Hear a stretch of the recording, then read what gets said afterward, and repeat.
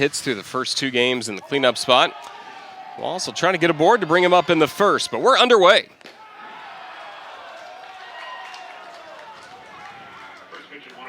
First pitch fastball from Grayson hit at 89 miles per hour to Wallace, who's hitting .304 this season. Chopped to short. 2 pitches, 1 out. Solid work by the Crimson Tide at shortstop with Jim Jarvis as he helps anchor the defense up the middle for Alabama. A lot of speed in the outfield for today. William Hameter in left, but Caden Rose, Andrew Pinckney in right. Really everybody in this league is afraid to run on Andrew Pinckney with the arm he's shown in right field. Also Bryce Eblin back in the starting lineup at second base. Braden Webb takes a strike. You know, we're going to be talking shifts a lot today, but we already got a heavy shift on for Webb. Lower part of the zone for strike 2 on the curveball. We love his rhythm, getting the ball, getting back on the mound. Just looks like a confident pitcher out there. It's the start they were looking for. Deep down the right field line. Foul off the wall.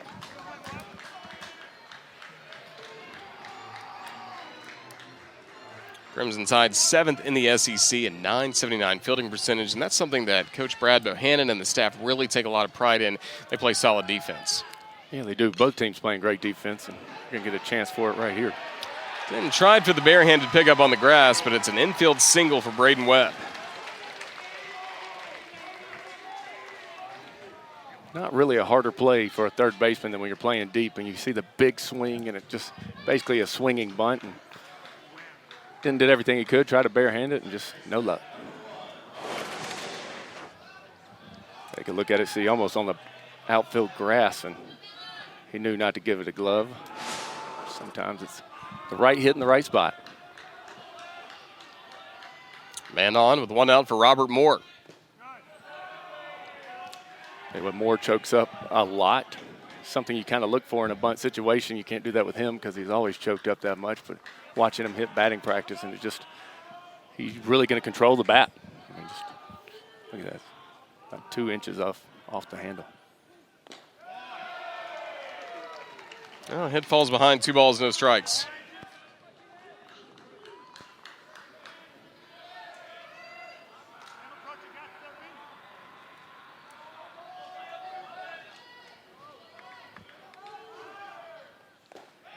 That ran a little inside. Now it's 3 balls and no strikes to Moore. Well, you turn around quick. Grayson's out there cruising. All of a sudden, a swinging bunt, and now he's down 3-0. Can be a big pitch right here. 3 defenders on the left side. All that room at second base with the shift.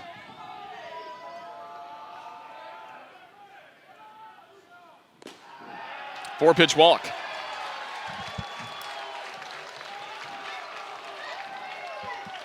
That is not what he's looking for, and he's doing a good job keeping his motion because he missed those last 2 pitches by about a millimeter in and maybe a millimeter out. But now he stands in with men on first and second.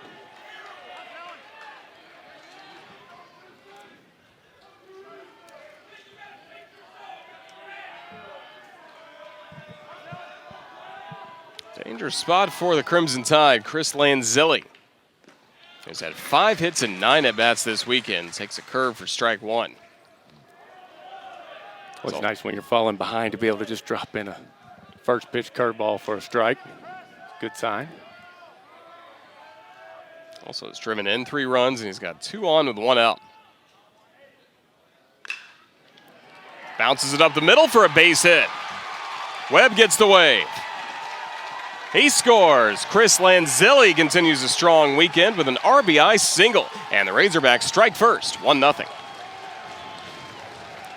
Yeah, you can tell when a hitter's just kind of feeling it and gets the pitch he wants, doesn't try to do too much with it, stays up the middle, and, you know, the one time Alabama's not in the shift, maybe they needed it. It's the game of baseball. RBI and trying to make their dent in the West. Shortstop Jalen Battles next up. Been on the corners with 1 out. Curve this time missed upstairs. Battles, one of the heroes of the victory on Thursday, had a 2-run double in the ninth that turned a 5-3 game into a 7-3 game. And Zilly will run. I always like when there's first and third with a lefty pitcher up, just more entertaining. A big cut from Battles right there. He'd like to have that one back because he was all over it. We always tell our little leaguers, when you foul it straight back, do nothing different. You are on it. So that's what he's telling himself right now. All right, I'm here. The Singer shortstop. Takes the curve for a strike. It gets in front in the spot where he needs a strikeout. Yeah, it's important to pitch ahead, get ahead of the count. He's doing that right here, but Battles knows less than 2 outs, man on third. You got to put it in play. Pass Jarvis. More scores. Another RBI single, this one courtesy of Jalen Battles, and it's 2-0 Arkansas. When you're trying to clinch the West, you've got to get in here and get the bats going, and just out of the reach of Jarvis, but a good job not trying to do too much again, just staying within themselves, and that's what you get from a senior. Knows the situation, knows he's got to put the ball in play, and makes good things happen. 4 runs driven in this weekend for Jalen Battles, and we're just getting going in Game 3. First pitch high to Michael Turner, the Razorback catcher. Transferred to Fayetteville after a solid career at Kent State, where he was all MAC. Now putting together a solid season in the SEC, hitting .301, and he's been the everyday catcher. Tell you what, you talk about a tough job as a coach. You got to go find a key position. They have to deliver. And Van Horn's been able to do that. It came in. I talked to him before the game. He said, pretty impressive to find a catcher. And he said, no, we were looking for that position. We were looking for the everyday starter. We sought him out, and he has delivered. But it's tough to come in and do that in the SEC in your first year. Hit over the plate with a slider. He's trying to stop a string of 4 straight Razorbacks getting on base. 3 singles and a walk mixed in. It's been a minute since that 2-pitch, 1-out beginning. The 1-2. Check swing, did not go. Derek Malik is the third base umpire. Clint Fagan is calling balls and strikes today behind home plate.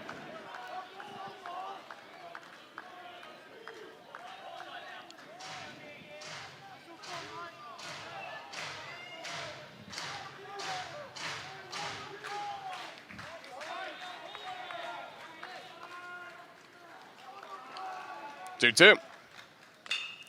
Breaking ball bounced to the right side. Eblin will get the sure out, and there are 2 away.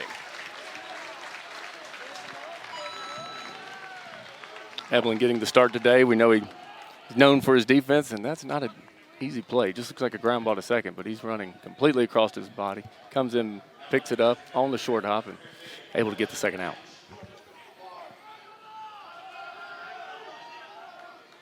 First pitch to Dylan Leach, the DH, and there for a strike. Saw him come off the bench late last night, had a pop out to second base, but he's in the starting lineup as the DH. Arkansas shifting a few things. Lefty batting first baseman Peyton Stovall not in there with the lefty starter. May see him later in the game. A sprayed to center. Right to Jim. Wins on the mound. Already a 2-0 lead to work with. Blows the fastball by Rose at 97. They are not joking. 97 is. I say every mile an hour over 95 feels like 5.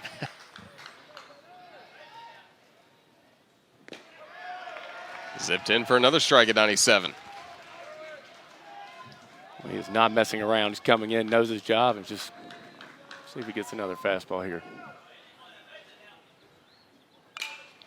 He does, and he rolls it to short. Battles with the first out. You know, I guess when you're 94 to 98, you can come in, and it doesn't matter who you're facing. Hot Rose, I'll give him 3 fastballs down the middle, and let's just challenge him. And the Razorbacks field well, .983 on the season. Might be second best in the SEC, but this is on track to be the best fielding percentage that Arkansas baseball has ever had, trying to break last year's record of .980. So Dave Van Horn's team has been solid all over defensively. Gregory Webb and Lanzilli once again in the outfield. Same infield except for Brady Slavens at first base instead of Stovall today. Sliding attempt, but Battles can't put it away. He tried to do everything to make that grab. First foul ball by Hameter. Everybody wants the third baseman or left fielder to get that. It really is Battles' ball. He knew it from the get-go. He never let up and just couldn't quite get there. You see him, 6'2", tall shortstop, very athletic.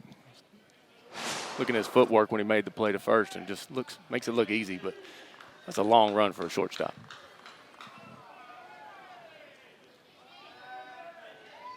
First one fouled away by Hameter. Just missed that cut at 98 miles per hour. Hameter 3 for 10 so far this weekend against Arkansas. He's battled some injuries so far this season, including a shoulder injury in mid-April. But a bat that Alabama really needs in the lineup. He kind of puts everybody else in order when he's back in there. He does, and you feel the confidence he brings to the team. He's from Tuscaloosa, so he's kind of living. He got to grow up watching this. It's pretty rare air to be from your hometown and actually get to play for the university.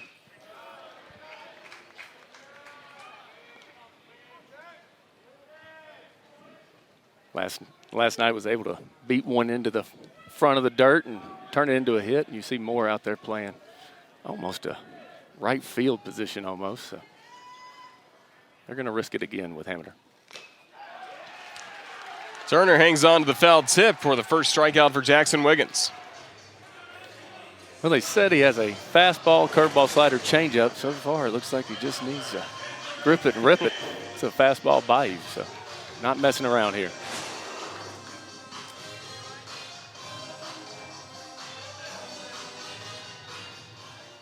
Took on for Andrew Pinckney.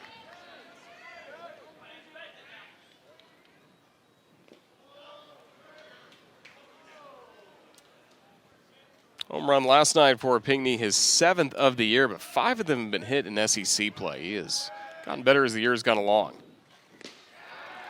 Sometimes the game can be a little quick for you, and then all of a sudden you catch up. It's rare to see somebody pick up 20 points on their average, have all their home runs. Normally you're doing that before SEC plays and you cool off, and not Pinckney. He's really found his groove. There's the slider.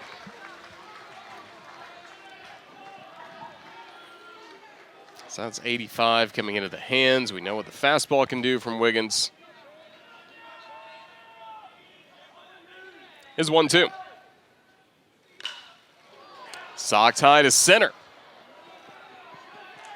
Webb puts it away, and the players realize that. I mean, the coaches and the statisticians more so than the players are when they're living it. But they got a team that knows how to win, right? I mean, they're 4th year in a row winning the West or trying to compete for it. I mean, they know what they're doing, and they'll try to get it done on the field regardless of where RPI and strength of schedule leads them.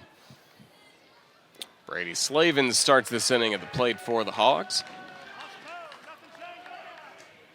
How'd you like a 1-0 slider starting behind your back end on the outside part of the plate? Did a great job staying in on that.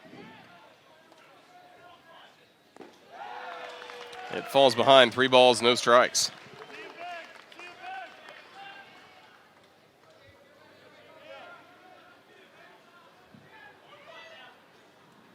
.258 average for Slavens. He gets a strike call there.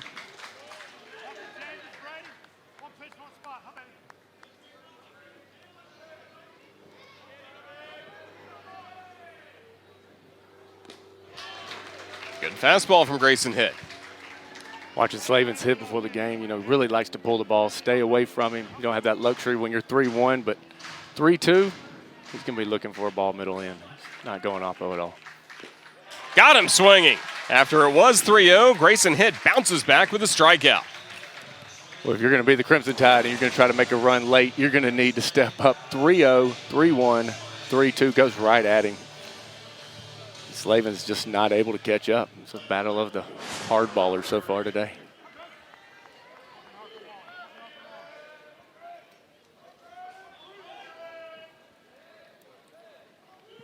Zach Gregory, the left fielder.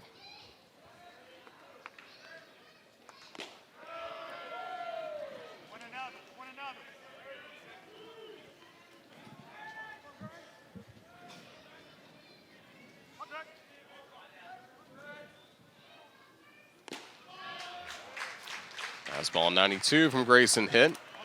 Seen Gregory in the lineup last 2 days, also batting ninth and playing in left field, the junior from Keller, Texas. Drew a really key walk on Thursday when Arkansas had 5 runs in the 5th. They already got 2-run homer by Stovall. Battles had a single. He drew a key walk that helped set up. 3-run homer by Caden Wallace turned out to be the difference. Yeah, when you're sitting in the 9-hole spot, you kind of know your job. It's like find a way to get the top of the order up there and give him a chance. Now he gets on base, hit by the pitch. And he does just that, not even flinching to get out of the way. Not really had an opportunity there. Fastball up and in, just kind of sailed on hit, but those don't hurt at all. When you get hit with 2 strikes, it feels like a gift, and you just receive it right into the arm. I think it's above his pad, but he's not worried about it. He's at first, along with Razorback first base coach Bobby Warnes. So once again, hit gets the first out of an inning. Now the second man gets aboard, and now you've got one of the best hitters in the league currently, Caden Wallace. Carries an 8-game hitting streak into today. See Gregory over there, he's got a big lead. Don't think he's going right now, but he's definitely having a little bit of fun with hit. His legs are open, flinching at him and trying to draw a move.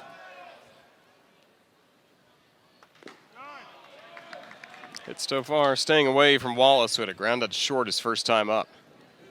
So here's the problem. You've now fallen behind 2-0. You got a guy that struggles to hit an off-speed pitch and is on fire with a fastball. You're about to have to challenge him.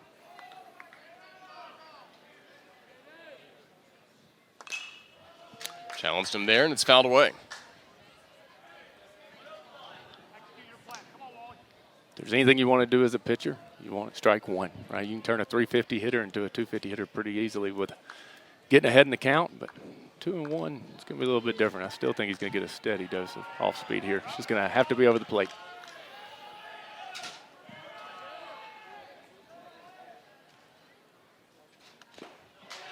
Went back to the heater. 2-2. Just threw it by him. There it is. And that's why you can't guess in baseball. You actually have to see it and live it. So what does it do here, 2-2? I'd probably send the runner because it's going to be a breaking ball, I would think. I'd be stealing here and assuming off speed.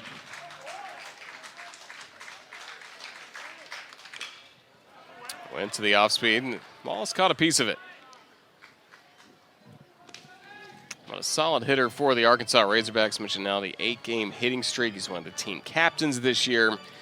Dave Van Horn described him very simply, steady Eddie. 8-game hitting streak. Here we go.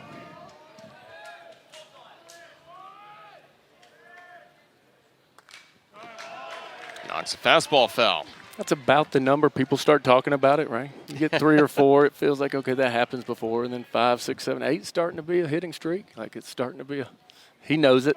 The team's starting to know it. That's a good thing to have going into the SEC tournament. Yeah, momentum's great for baseball.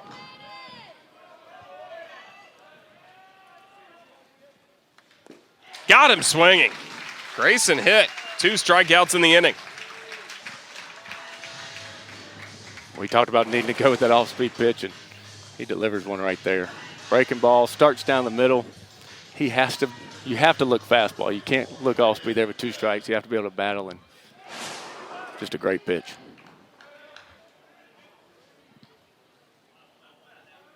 Grayson hit trying to work around a 1-out hit batter. Gregory still at first with 2 gone. Braden Webb.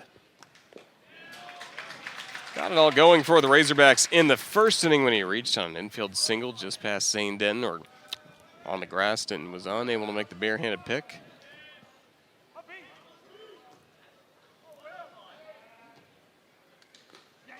Pops out of the mid of Temez, but he keeps it in front, and that also keeps Gregory at first base. Wow, what a play. That's not something you see every day.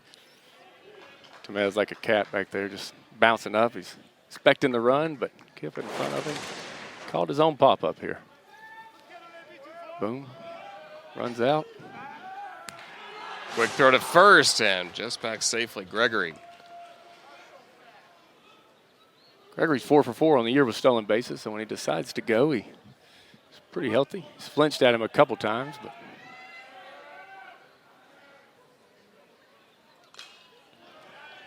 Count back 1-2. Yeah, I think Gregory could get a smaller lead and actually be more effective. He's got such a big lead. He's just having to jab back, scared of that lefty. And I think a smaller lead without the jab back would actually be more effective.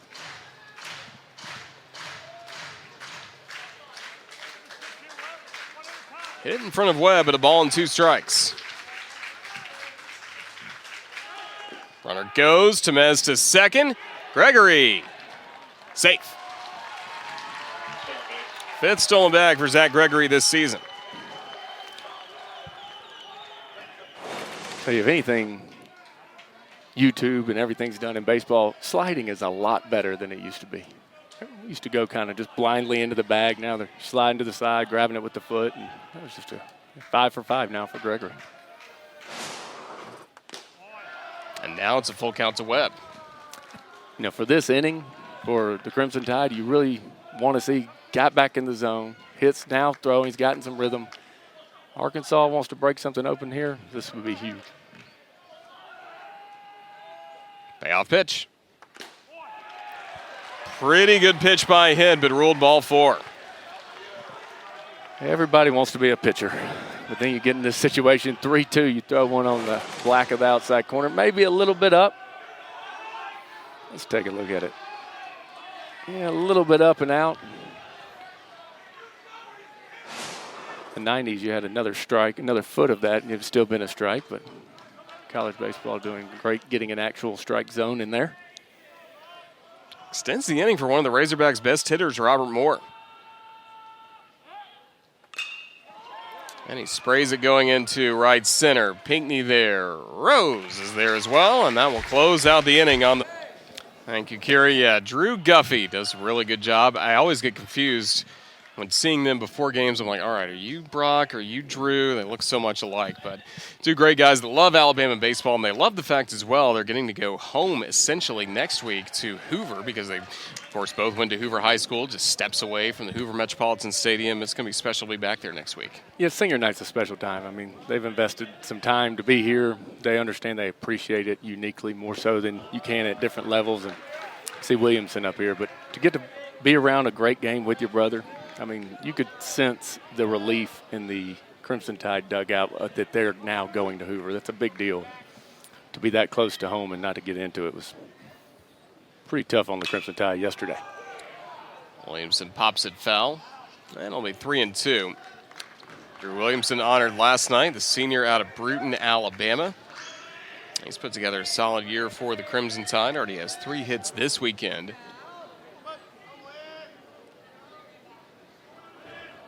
Jackson Wiggins, a 1-2-3 first.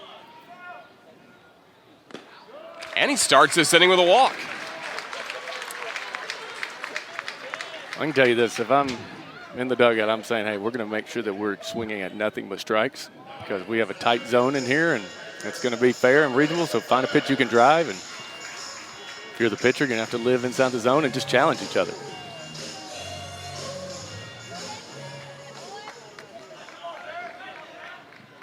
Dominic Temez.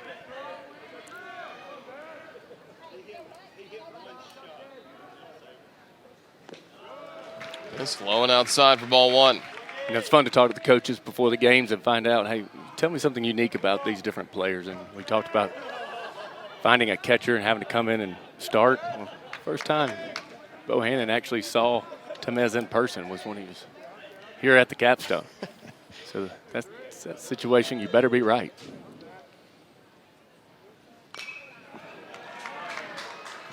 Dominic Temez played a key role in last night's win for the Crimson Tide. It was in the 5th inning when Alabama would score 6 runs and 5 hits as he picked up RBI single. It was such a big bounce back. Tide were trailing 4-1 before that inning began and answered back immediately.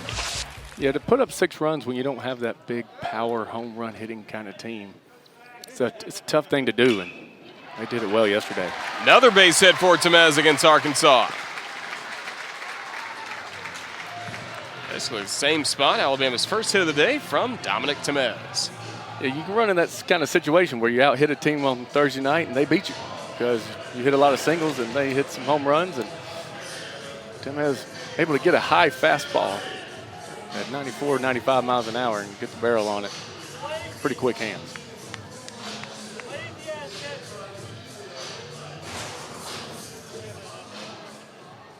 Owen Diodati. Back in the starting lineup last night, native of Niagara Falls, Ontario, Canada. He's got a lot of family in town this weekend to watch him play. A little late on the first fastball, but you can understand it's at 97. And he's somebody who can really time up fastballs well, especially when he was at Tennessee a few weeks ago. Hit a couple of home runs off of Chase Burns, one of Tennessee's best starters. He was kind of like Wiggins, 95 and above.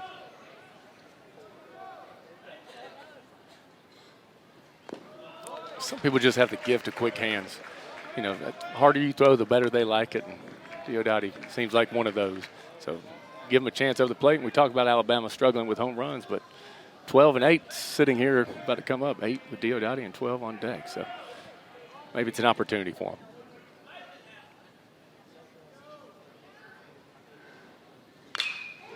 Base hit, Diodati. Williamson gets the wave around third. He scores. Owen Diodati. Late on the first fastball. This could be a weekend that turns things around for Zane Denton, who's only been hitting 198 in SEC play. He's had some good swings this series. Also has drawn some walks, 2 for 7 with a run batted in.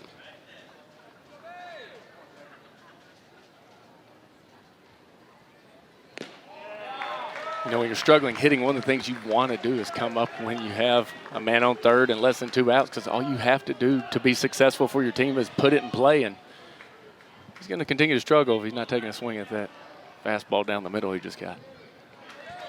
Got to be aggressive.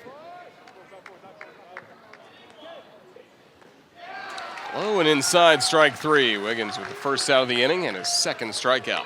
So if you're wondering how you start getting into a slump, it's because you're not quite sure. You second guess yourself. You get the fastball down the middle, 0-1, now it's 0-2, and you swing through the curveball in the dirt. You do that with a man on third base. That's just frustrating for the coach, for everybody. Got to be aggressive.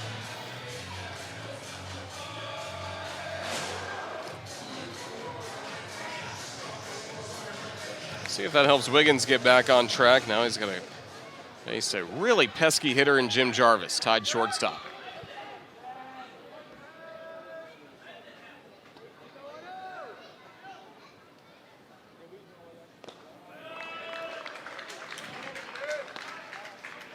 See, Wallace might be a little on edge over there. We saw a squeeze bunt last night. Jarvis, I believe, leads the team in sack bunts. Got an opportunity here.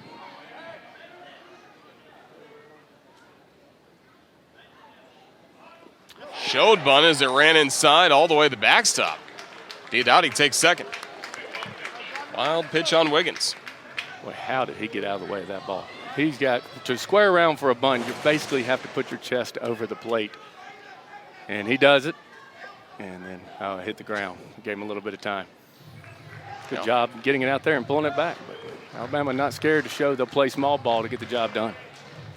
Throwback probably to his water polo days when he was in high school out in San Diego. That was a move he probably perfected in the pool.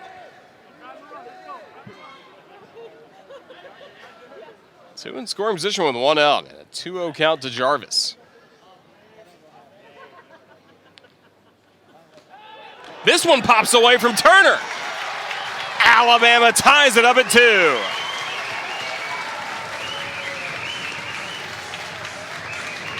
Well, now the shoes on the other foot a little bit.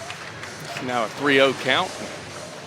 After a little square bunt, didn't want to challenge him, and just when you throw 98, sometimes you can let that one fly a little bit. Didn't really finish the pitch. Almost looked like it's hard to say a lazy 95 miles an hour, but he didn't really finish the pitch right there. 2 wild pitches in this inning, and the second one brings in Alabama's second run.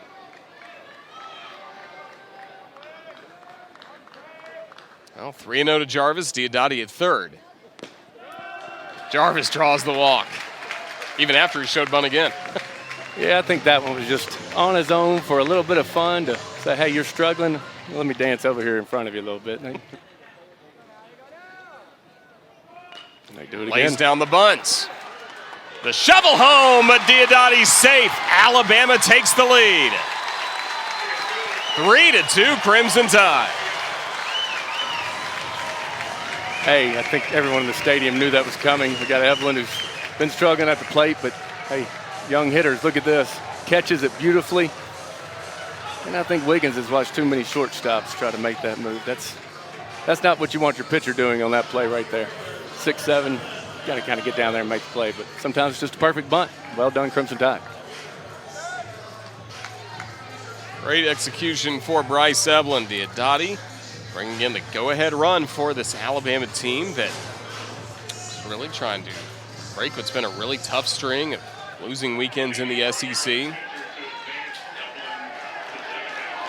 Here comes Dave Van Horn. Razorbacks just got some bullpen activity going. This is going to be a very quick hook for Jackson Wiggins. Some consistency on the mound. Ramage misses in the dirt to Caden Rose. This will be the second time through the order for the Crimson Tide, but it's all against a new pitcher, and I bring that up especially because Alabama's had a few instances lately.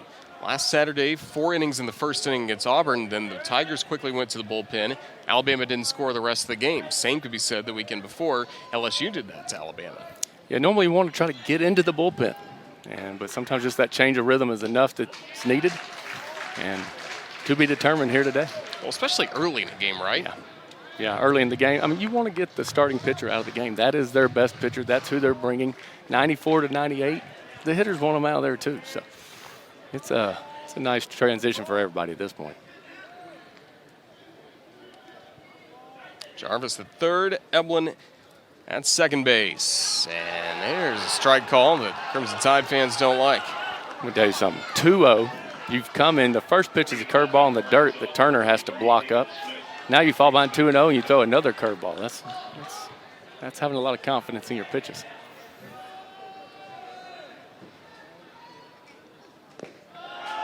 Ramage misses with a curve, 3-1. Well, I know we got scouting reports and all that, but it is hard to come in as a new pitcher. I know he's got first base open, but you don't want to start off walking the guy.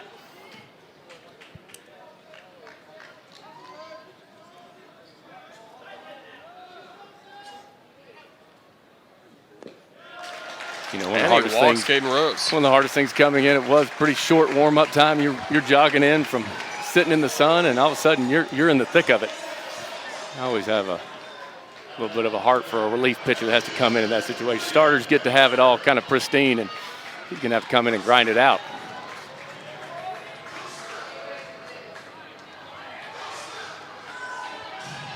Bases loaded for Alabama. William Hamiter. Strike out his first time up. Now he's facing Cole Ramage.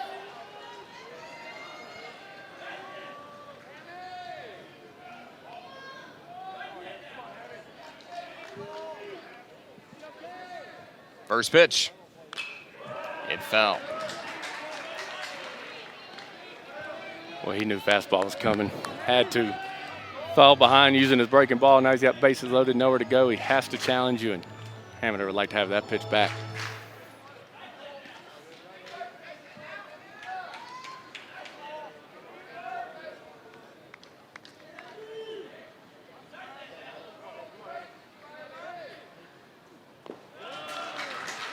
Down evens to a ball and a strike. So if you're the pitcher coming in here, you got to realize you got one of the greatest middle infielders behind you, or combinations with more in battles. And they've rolled about as many double plays as anybody in the SEC, and not a bad time for it. Fair ball to first, knocked down by Slavens. Like this of late. 4 runs here in the bottom of the second. You had 6 runs in the 5th inning yesterday. This is a positive trend for Brad Bohannon's team. I think he's pretty excited. Hitting home run last night, been on fire, and he was sitting dead red fastball and got a first pitch in the dirt that he chased after.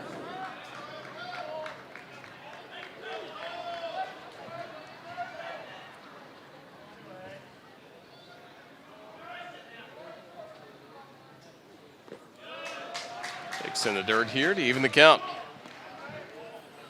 Good eye there. He's learning. Same pitch, able to lay off it the second time.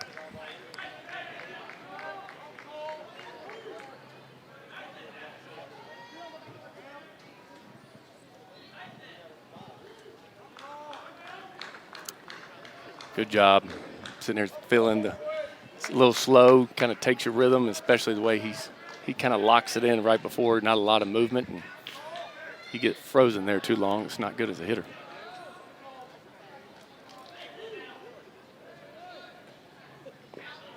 Another one gets away from Turner. 5-2 Alabama, the third wild pitch of the inning. This one brings home Eblin.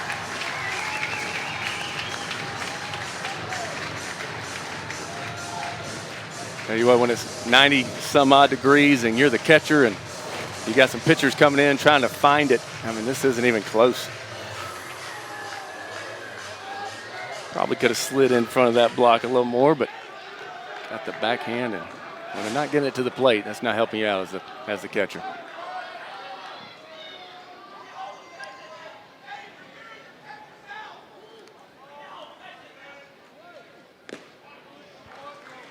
Good hard slider from Ramage to get its 2-2 on Pinckney.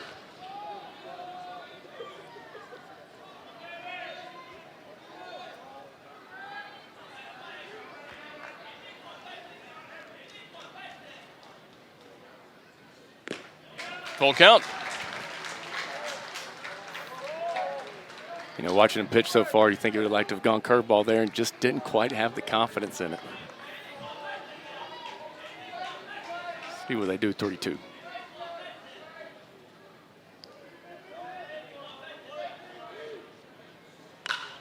Pinckney crushes it to left for a base hit. Sending all got going with the leadoff walk to Drew Williamson.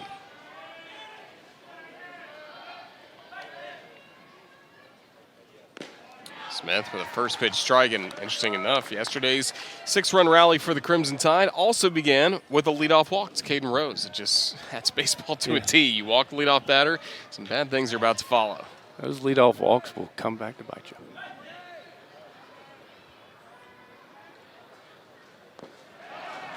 Way to that off-speed pitch, strike 2 on Williamson.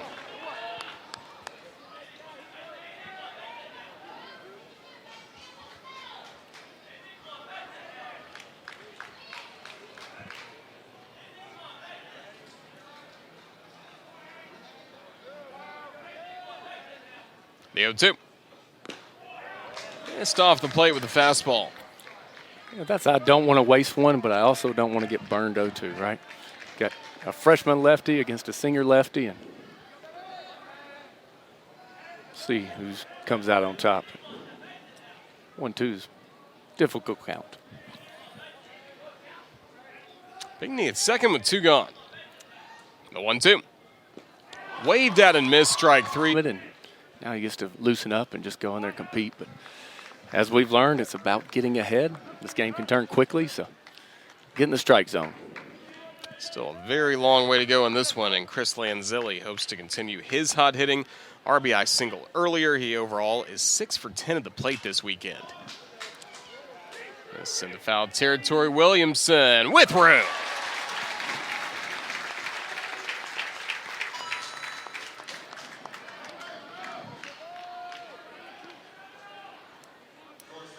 Jalen Battles next to the plate with more on him. Let's check in with Kira.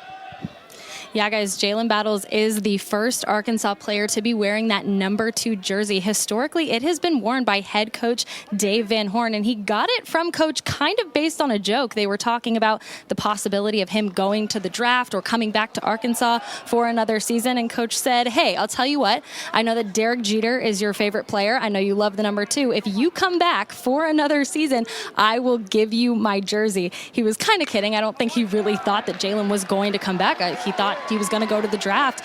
But when Jalen showed up and said, hey, I'm here, coach said, you know what? You can have my jersey. He said it feels really special to have gotten it from coach. And he said he feels like it's the right jersey number for him. So he feels really comfortable and happy to be wearing the number. Great story, Kira. Now he's matched his jersey number with 2 hits today against Alabama. Yeah, absolutely. And he's just a senior leader. This is his time of the year. I think he was the MVP of the 2021 SEC tournament. And, you know, he's heating up at the right time. Caught him a fastball and turned it around quickly.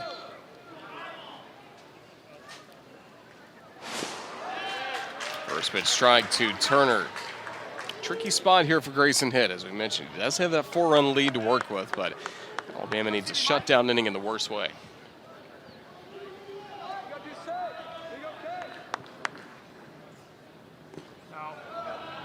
Sometimes you can pay too much attention to the runner over there.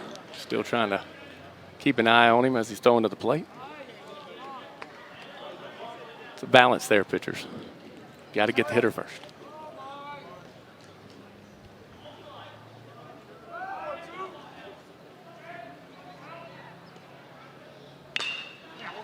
Poked to short and a base hit for Turner.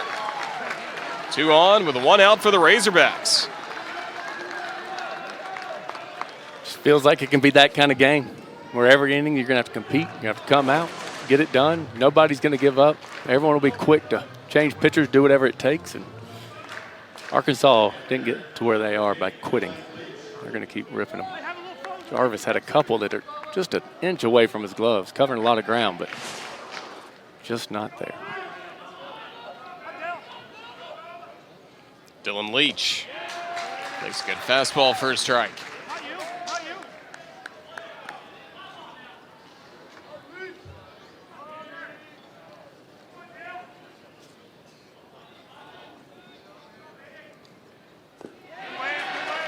Went around on the off-speed pitch. Good slow curve by Grayson Hitt. All right, got to stay focused here. 0-2. Done your job, gotten ahead. I think they're going to be one of wasting a lot here. Got to finish them off.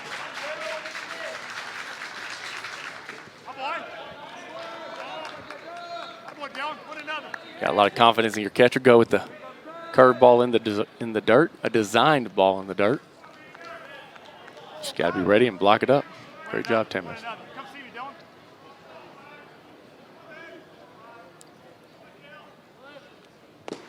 Got him swinging. Big second out for Grayson Hitt.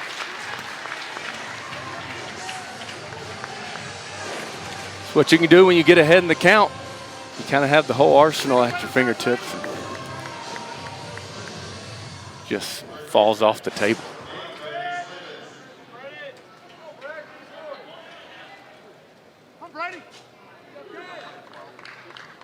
Two on for Brady Slavens. Stayed away.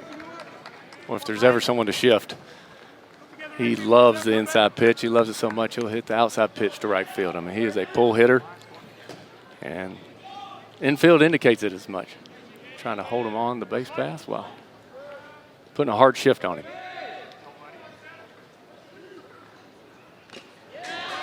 I'll tip for a strike. He struck out his first time up. There's a fastball that brought him down. Now facing a 1-ball, 1-strike count.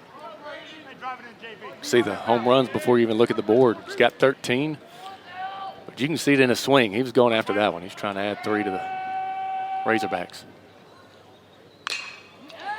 Sends this high to center. Inning over. 168 strikeouts, 73 innings of work. Here's another good note. Tied a state record with 7 no-hitters. You think of all the great pitchers from the state of Texas, 7 no-hitters? Incredible work out of Bullard High School by Hagen Smith. Yeah, that's a lot of hitters you're running through, right? I mean, I don't care what level it is, but that's what makes being a freshman so difficult, because all of a sudden you come in and everybody was that kind of pitcher and that caliber, and you got to bring a different, you got to keep that confidence even though the outcome's not the same. But obviously incredible talent. And that fastball in 91 that went to the backstop against Temez, who keeps getting big hits for the Crimson Tide. A single as part of the 6-run, bottom of the second. You know, watching him hit, I was expecting to see 10, 12, 13 home runs, and he definitely has the power and the numbers. Just hasn't quite delivered the power. Hard to do that when you're catching all day, every day. But it's just a steady player for the Crimson Tide.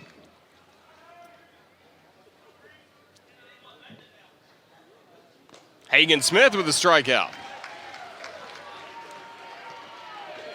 Yeah, he is cool, calm, and collected.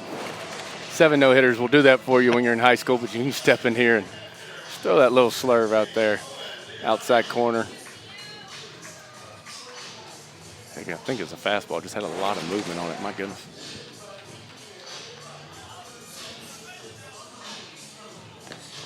Diodati misses high. I think they're going to have to get the music keyed in with the speed of the pitcher. He was getting the ball, getting right back on the mound. Got to hear the walk-up song for Diodati. Well, you got to walk up slow then. If you want to hear your music, you got to take a step out of the box and stroll feel up it. there, feel it a little bit. If you're in there ready to hit, it's game on.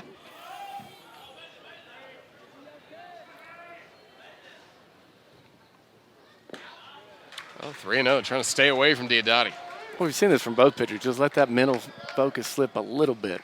See how they do with 3-0. 3-0 generally taking, so you kind of get a free look at the pitch. Yeah, 3-1. Kind of see how controlled that pitcher. If you throw a 3-0 ball and it's not close, there's some problems there. It might be a little bit bigger, something to worry about. Walks Diodati.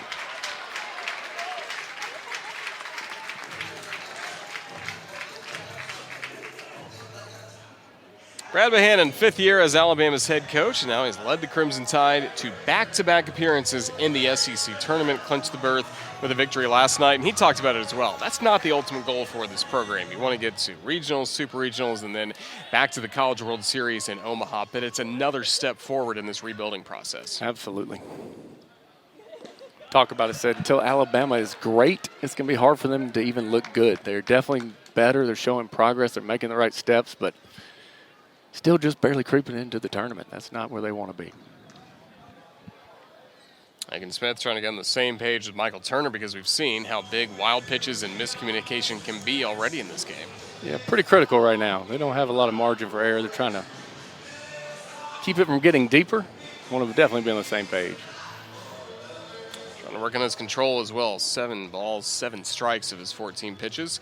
There's Dave Van Horn. Now, he had a rebuilding job at Arkansas as well, but he's got them really steady. If they win the West, it would be 4 straight years winning the West. Won the SEC championship a year ago and still chasing after that national championship. But everything else, Dave Van Horn's done in this game. I mean, 20th season, yeah. He's been there, done that. And to have that much success and build up to the last 4, I mean, that's pretty unheard of.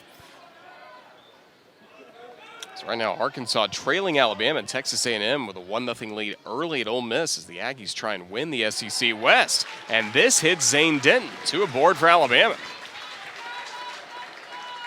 Well, we saw a couple different strategies before the game. Alabama doing their pregame warm-ups and everything in the air conditioning, the indoor facilities, and Arkansas forced to be out in the heat. Maybe it's getting to them a little bit. Kind of seeming out of sorts. You know, one of the downsides of being a lefty and having all that movement is you got a lot to control and figure it out. Now, a lot can happen with 2 on, 1 out. Jim Jarvis at the plate. Worked to walk his last time up after he had been showing bunt early. Takes ball 1. Jarvis just seems like the kind of hitter that's never going to just give up in that bat, right? I mean, he's in there, he's dialed in, he's choked up. If he gets to 2 strikes, he really gets choked up, and just make sure that he's going to compete.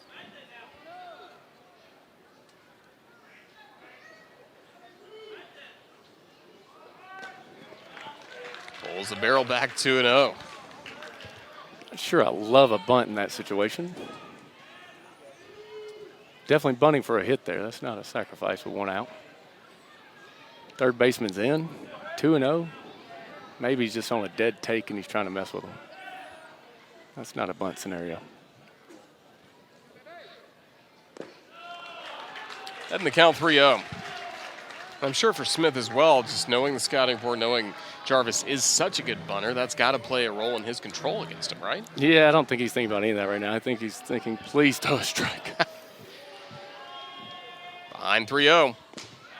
The walk loads the bases.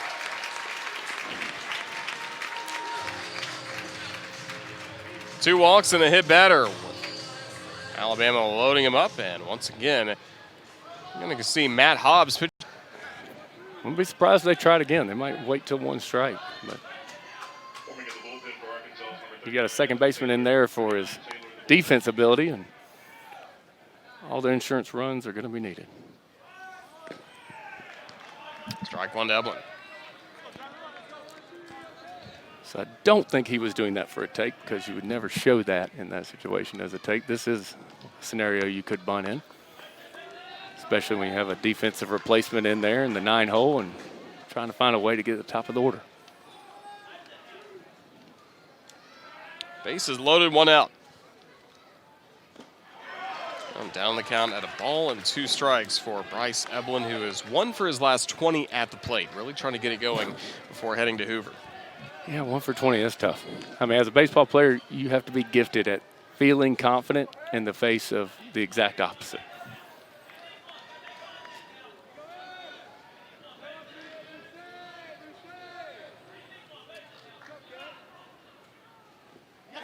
Another one gets away. Another run scores as Diodati crosses the plate. 7-2 Crimson Tide. Yeah. First base was occupied. Eblin's out.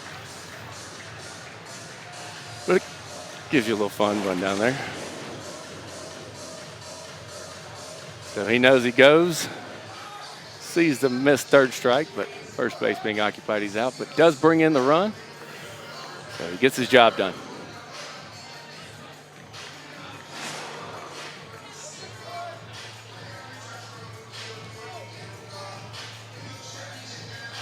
Now tied with 2 in scoring position. There are 2 gone.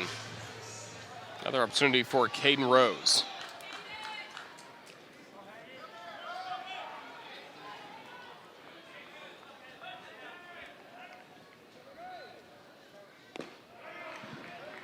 Good fastball for a strike. I'm hoping he was taken there. I don't want to blame him for that, but 0-0, 2 outs. Fastball right on the middle end. We're going to assume Coach made him take that one.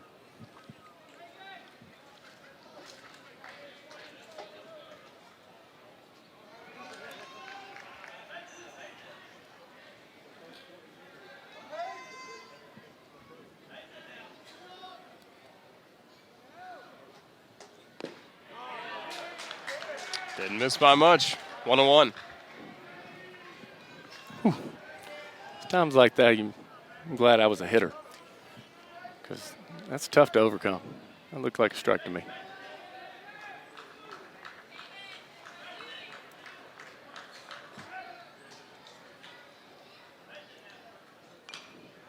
Softly tap, strike 2. All right, big pitch coming up here. Either you're getting out of the inning or get the bat on the ball and got a couple runs coming in. So big pitch coming up here. Yeah, considering where this inning was, bases loaded with only 1 out. If Smith escapes this, only allowing 1 run, that's got to give the Razorbacks some confidence moving into the middle innings. You're exactly right.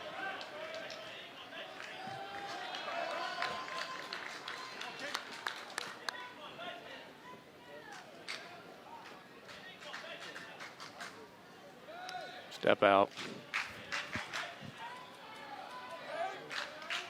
Called it. There it is. There's a rhythm of baseball. You can feel it. And when it gets too long, you have to get out of the box.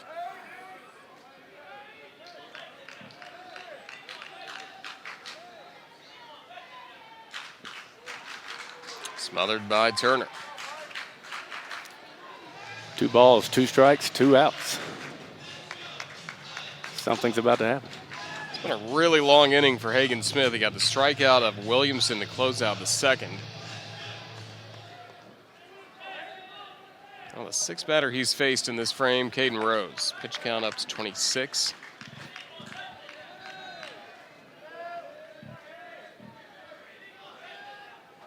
Two. It'll be a full count. See, this is the big difference in college and high school. 28 pitches, that might have been 3 innings for him in high school. We were always trying to get 3 punch-outs. Right. We were trying to get somebody over 15 pitches. So to get him at almost double that, that's a lot of pitches in an inning.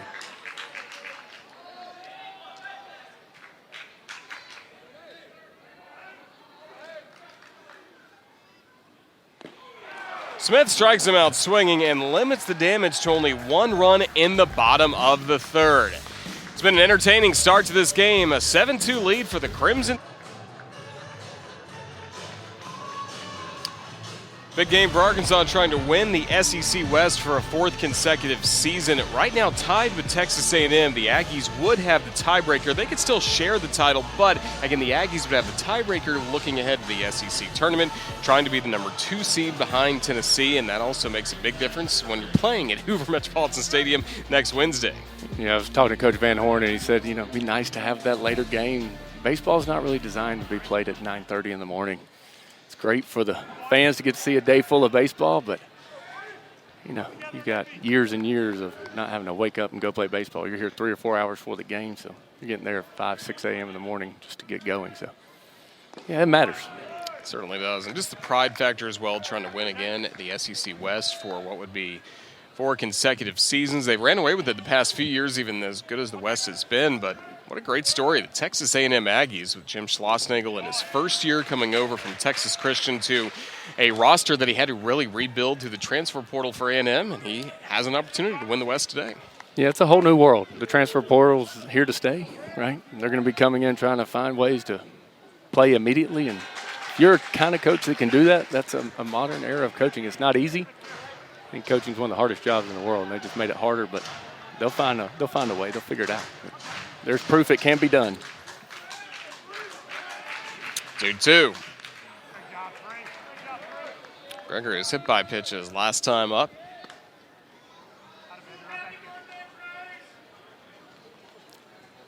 He was hit by that pitch with 2 strikes. See if he can't stay in there and get it done again.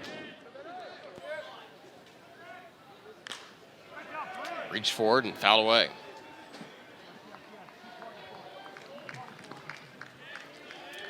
SEC baseball tournament will begin coming up at the Hoover Met in Hoover, Alabama. All 4 opening round games are single elimination right here on the SEC Network and the ESPN app.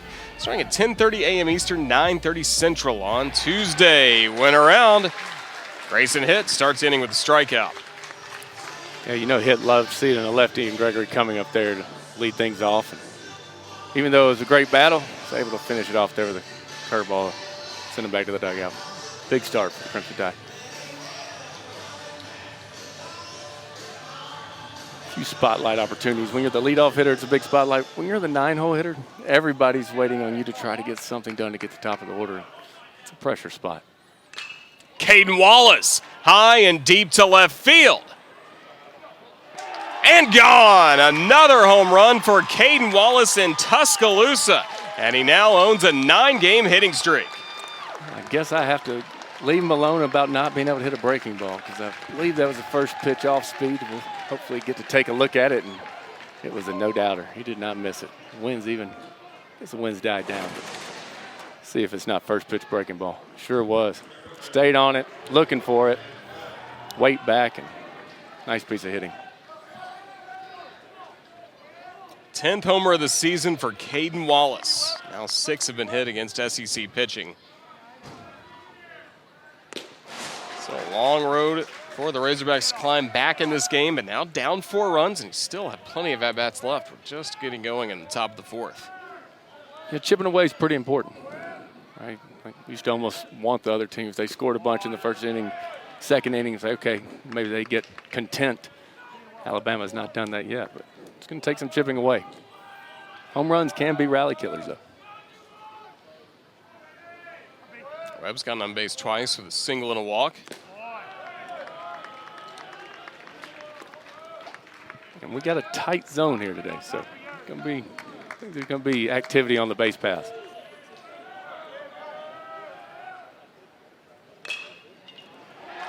Beat the shift. Webb aboard for a 3rd time today. 2nd time with a single. Well, Alabama was able to take advantage of Arkansas' shift yesterday over and over. And, statistically, these guys know exactly what they're doing. And I think I heard Chris Burke say the other day, he said, well, there's going to be ground ball hits. You're just trying to figure out which ones. But when they're hit exactly where you used to be standing, it just kind of stings a little.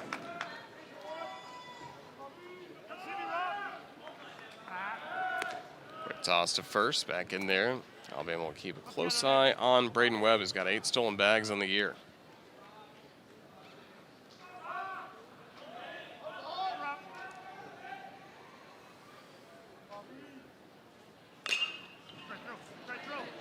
It'll be Denton.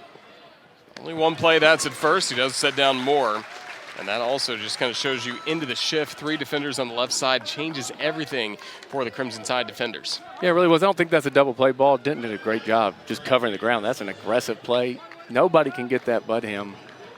Double play's not really a chance, but Webb having a lot of speed, obviously. Good decision. Didn't get nervous. He just kind of read it, realized there's no play, went to first. Good job over there at third.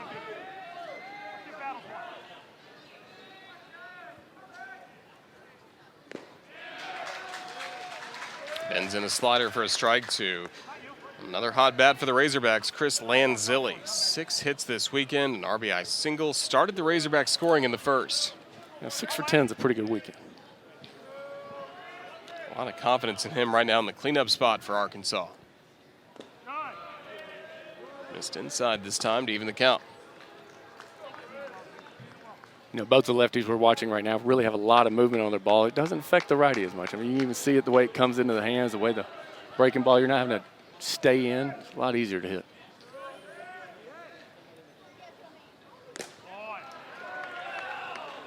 The corners are off limits today. It's over the white.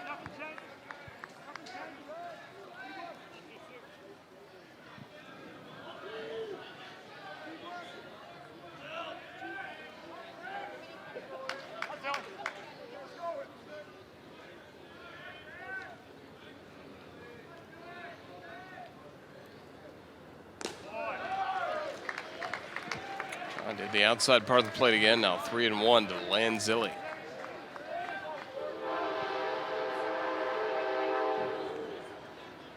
Webb obviously has got a lot of speed, but they are paying him no attention at second. He doesn't look like he's going anywhere. But when you got a runner on there that's got some speed, you got to give him a look every now and then. I haven't seen Hitt even glance back at him. I haven't seen Jarvis or anyone even flinch at him over a second. See if they maybe take a crack at it. 3-2.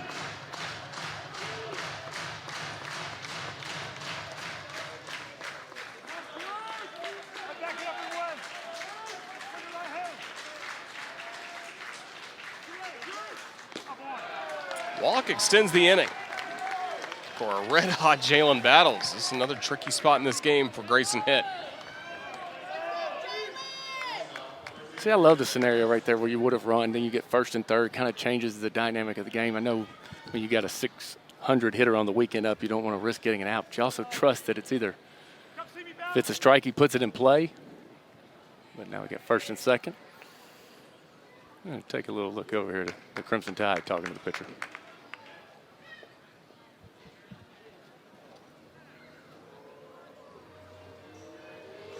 Chance for Jalen Battles. Starts with a curveball low. RBI single to left in the first inning, singled into right field his last time up.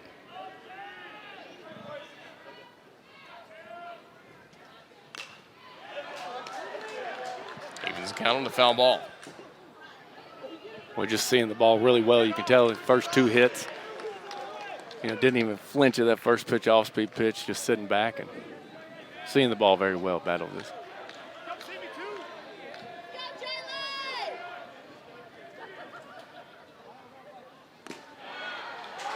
Works in the breaking ball for a strike.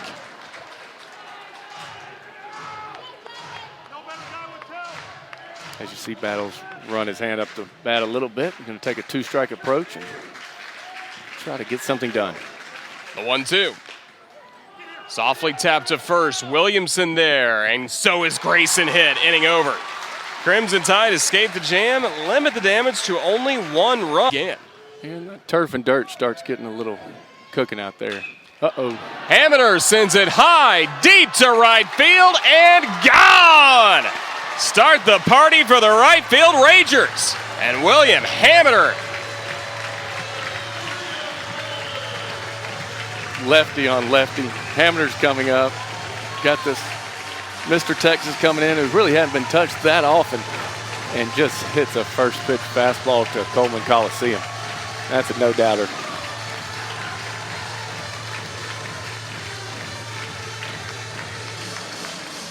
Already mentioned it, but he is from Tuscaloosa. Sure has been dreaming about that a lot. To be able to do that in front of a lot of friends and family, that's pretty memorable. Answers back here in the bottom of the fourth. Solo homers, Wallace in the top of the inning. Now Hameter in the bottom of the fourth. An 8-3 Crimson Tide advantage.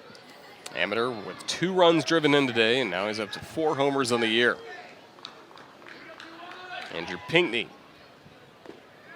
RBI double his last time up as part of the 6-run second inning for the Crimson Tide. Pretty impressive for Smith after giving up that. Goes right back 0-2, gets ahead of the hitter. Well done.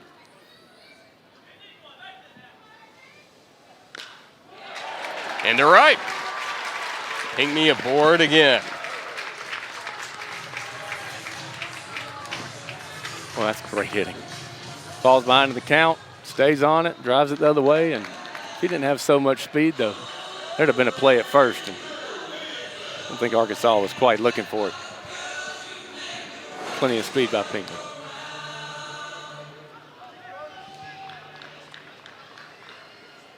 Look on Smith's face really said it all. Like, what else do I have to do after getting in front 0-2? Williamson taking strike 1. Not sure Williamson's been asked to bunt that often. Big boy, first baseman, lefty. Got a lot of speed over there. Maybe just straight steal it on a first move.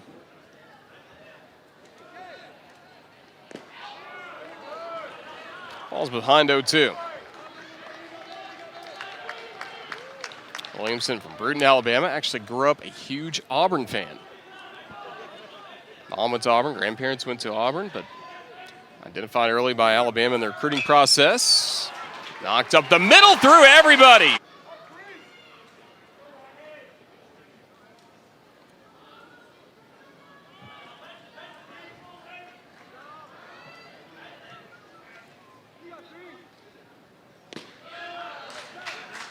Starts inside with the fastball to Dominic Temez. Single and a strikeout, plus a run scored for the Crimson Tide catcher. Played at Arkansas in 2020 in a handful of games before transferring to McLennan Junior College for last season. Misplayed by Wallace. 9-3 Alabama. Taylor goes to work.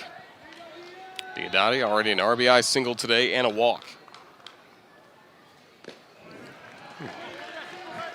That is a dirty pitch. That is starting a foot behind you and ending up down the middle.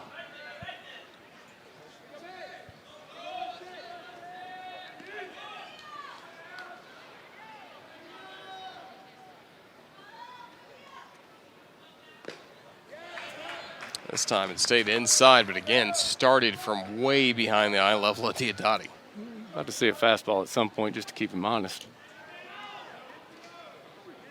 If you're Diodati, you're probably just guessing here. They're dropping down that low. It's a unique arm angle off a lefty.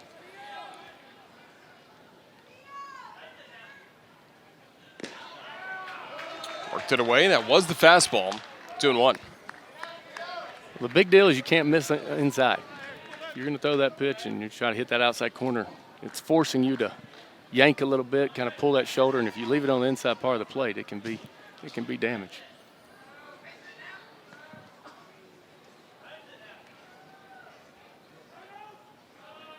Time for Diodati.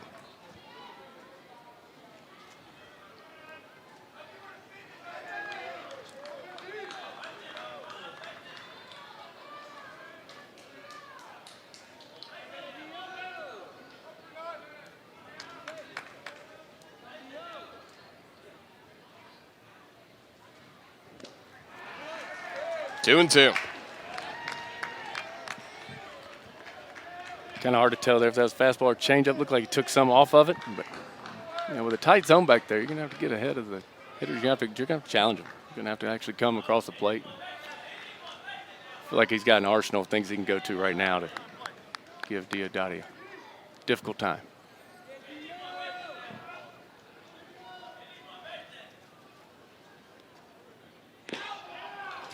Tried to frame a fastball on the outside corner, but a full count. Not getting any frames today. You're going to have to throw it over the plate and challenge the hitter.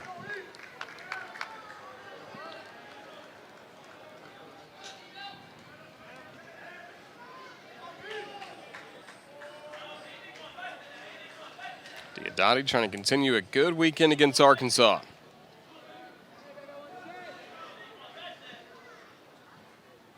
Payoff pitch. Works the walk, and the bases are loaded with nobody out. Alabama, you really, or really any team right here, you have to get back in it with the sticks. Do not chase anything out of the zone. This is a small strike zone, and you're going to have to take it to your advantage. Drew Williamson with Brad Bohannon. Coach Bo always coaching third for the Tide. Tamaz at second. Diodati, big healthy lead off first, not being held on with the bases loaded. Zane Denton. Big swing and a miss at a fastball. Switch hitter, so he'll bat from the right side against the power lefty Taylor. Yeah, definitely nice to be a switch hitter in this situation. So now he gets it. I think feeling a little more comfortable from the right side. Hitting 257 with men in scoring position, even though he's had an up and down 2022 season.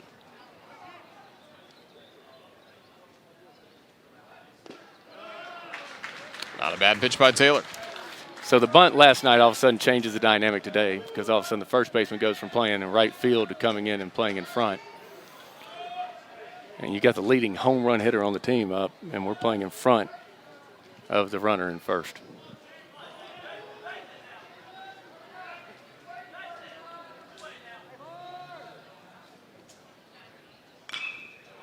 Rolled foul.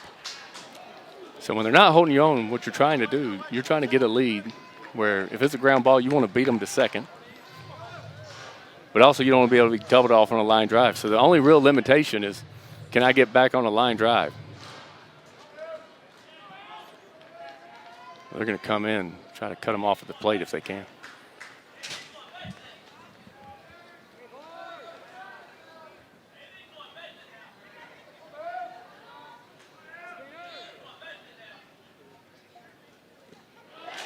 Hit by pitch.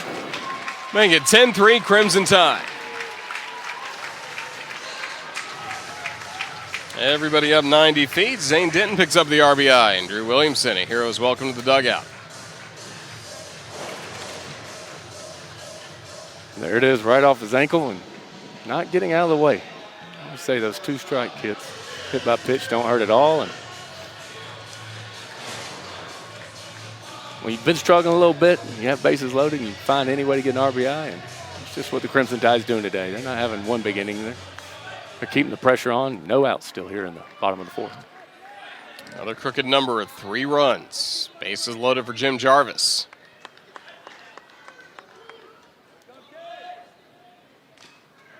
Foul tip for strike one.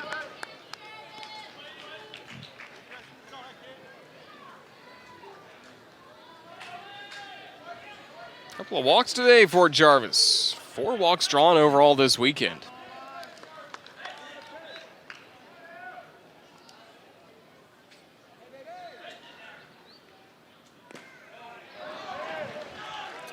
On the inside corner. Now Jarvis starting to choke up that approach he loves to do with 2 strikes. That is a crazy 2-strike approach, but it works for him.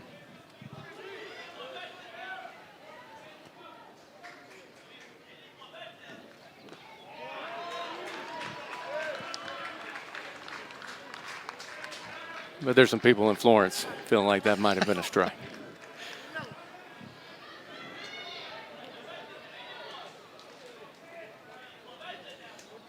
Hands up so close to the barrel.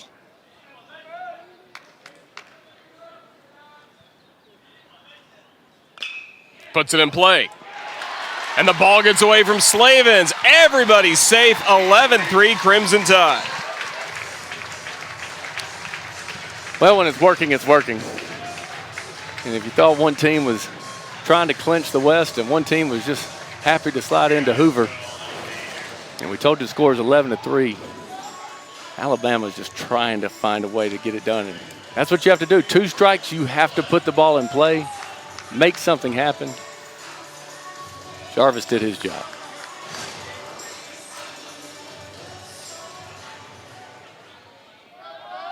third or fourth two-strike hit of the inning, though. Still nobody out.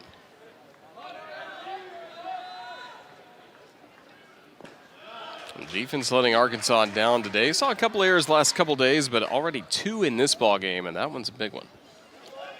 And we're talking about second in the SEC, fifth in the country, 4. That's what it takes, but that success is due every day. You don't get to live on what you did yesterday, and that's what makes baseball fun. You never know what you're going to get, and it's also what makes it hard. Eblin reached on a sacrifice E1, the first error of the day, back in the second inning when Jackson Wiggins tried to shovel home to retire Diodati, who was safe. For me, the bullpen for Arkansas is number 20, Elijah Trest. Number 20, Trest in the bullpen.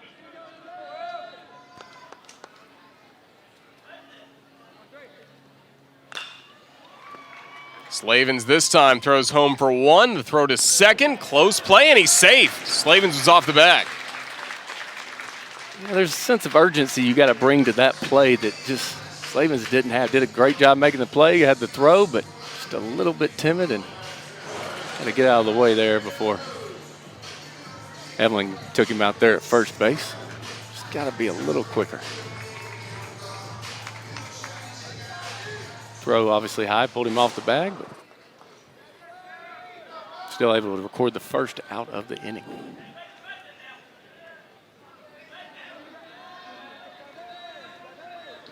That's the first out of the inning. Bases still loaded. Caden Rose at the plate.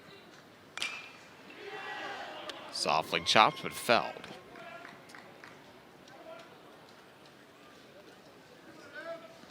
So the Razorbacks getting another reliever loose, Elijah Trest, senior right-hander. 4-run bottom of the fourth to break it open to an 8-run lead. But again, with Arkansas's approach to the plate, still get the feeling anything can happen with all the innings we still have left to go, as we have played nearly 2 hours and we're still in the bottom of the fourth, 1 out. Yeah, Saturday's playing like Sunday, and trying to find some kind of rhythm out there, but bases loaded for this long is tough to deal with. That ran inside to the hands of Caden Rose. Just have that feeling at some point someone's going to get to run into one and take that big number on the board and double it.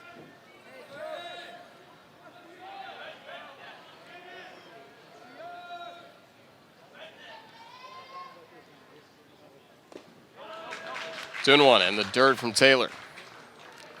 So you got Hamner on deck, who started this game off, or this inning off, with a big home run, just probably itching to get up there with bases loaded when he's seeing the ball like a basketball.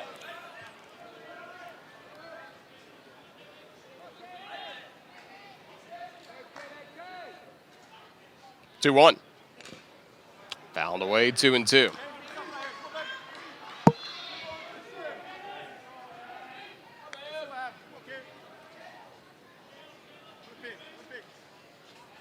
Crimson Tide with all 11 runs the last 3 innings. It's almost easy to forget the game started for Alabama at the plate. Quick 1-2-3 inning by Jackson Wiggins after the Razorbacks grabbed a 2-0 lead. But everything changed with a leadoff walk to Williamson in the second.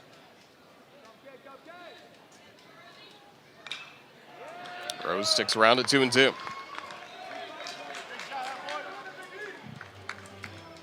Well, you can tell how much movement Taylor has on the ball when you're just seeing this many foul balls and one's down the middle. I mean, that's 2 or 3 that just think you're going to hit solid and just foul tip. Get him back in there.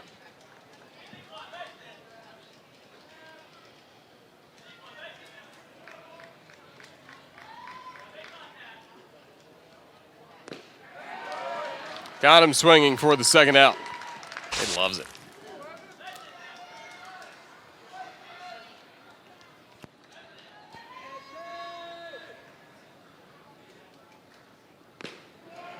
Big cut there. Well, you got a confidence battle right now. You got a pitcher who's used to just handling lefties easily. And you got a hitter that just took a great left-handed pitcher out of the park. So it's about as fun as it gets right here.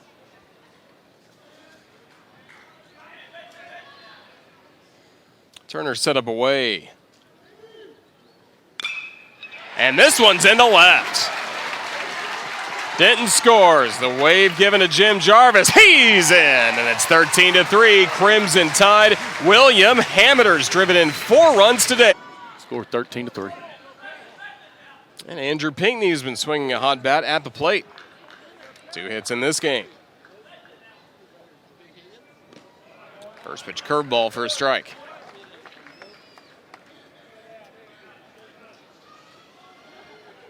More of a slider from Elijah Trestle, also working a changeup and fastball. Pinckney got it going with the Crimson Tide in the second, an RBI double late in that 6-run rally. Spikes the fastball low. Turner doing a great job not letting another one by.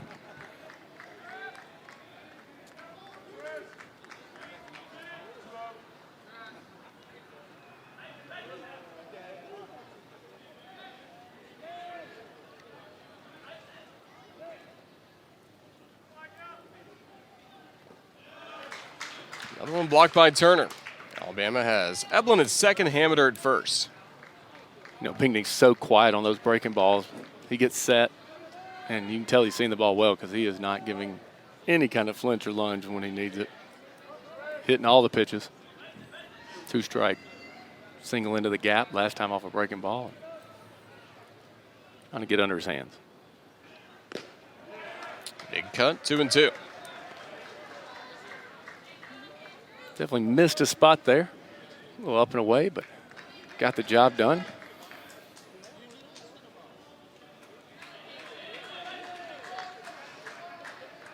Stay with the fastball up.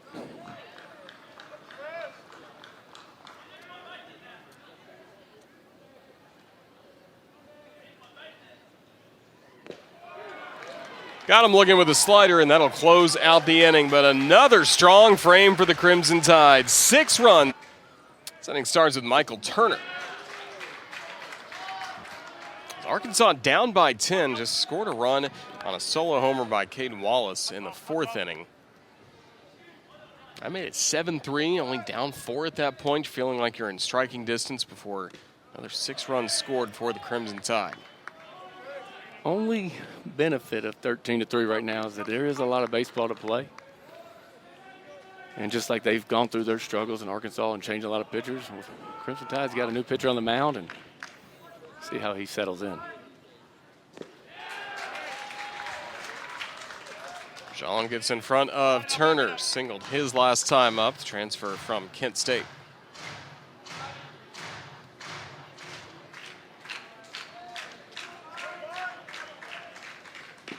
Jean with a strikeout. Well, we're talking about settling in and small strike zones, and he does exactly what Coach Bohannon wants him to do. He gets ahead in the count, goes lefty on lefty, and then just drops the curveball on the outside corner. That caught a lot of the plate because when you're coming out of that left side, that outside corner is across the plate already. Great pitching. Dylan Leach.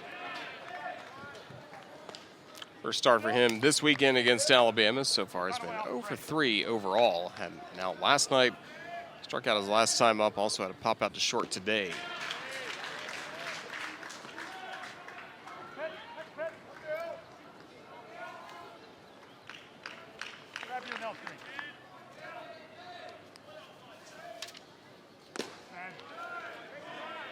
Little eye from Jean. It likely would have worked for the Crimson Tide last Sunday at Auburn in a game that eventually got washed away in the 5th inning. Dealt with some injuries earlier. Last time he pitched for the Crimson Tide, he got the start at Jacksonville State in Alabama's last midweek game on May 10th and looked really strong. 2 1/3 scoreless innings, had 1 walk, no strikeouts, but didn't really labor too long in that start. And quick work of the Gamecocks in their home field. Bounce to Williamson. W's got it. 2 gone. You know, the ground balls to first base can always be so tricky. They're always off the end of the bat, some kind of crazy spin. And so I make a couple different adjustments on there before locking it down. Handling it himself at first.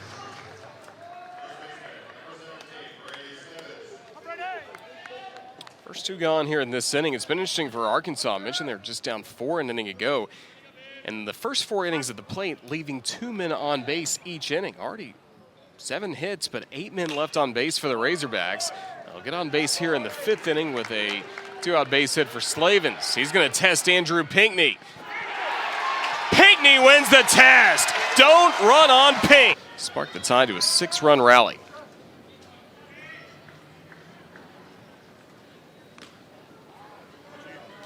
First pitch ran a little inside for ball 1. Now, didn't you also make a similar transition going from a little bit of Auburn fandom to playing for the Crimson Tide? Yeah, the story sounded very familiar. I was tipped off by Cormier on that one. Grew up a diehard Auburn fan. Father pitched for Auburn. My mom went to Auburn. My sister was at Auburn when I chose the Crimson Tide. And then I really found out how serious we were about Auburn. Same story for Drew Williamson. All the family connections he had, and it was a really special moment for him last week. He had a 2-run homer at Plainsman Park in the Friday night game. Yeah, if you're going to go against your family, you need to play really well against them. They were all wearing crimson. They were all cheering him on. What a solid leader. Just think of all the games he's played for Alabama at first base. And he wears one here as his crimson jersey nearly came off. Well, if you're going to get hit by a pitch, that's about as easy as it gets. Just a little jersey shot and strolling on down to first base. But, yeah, he's going to hold many a records and potentially has another year if he wanted to. Come back and hold about as many records as you'd like. We're always saying to keep your shirt tucked in, but it was a little loose, but wow. Good job getting out of the way.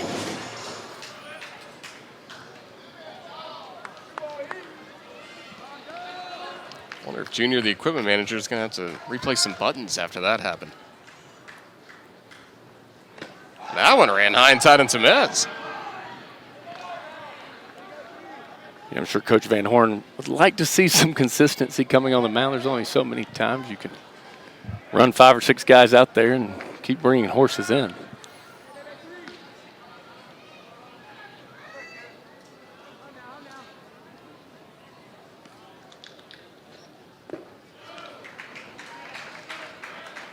Really, the story's just been falling behind hitters. And even Coach Van Horn, after the game last night, talked about that was the difference for Connor Noland, one of his best starting pitchers. Just when Alabama was able to have some success against him after his first 3 innings were scoreless, he was consistently behind in the count.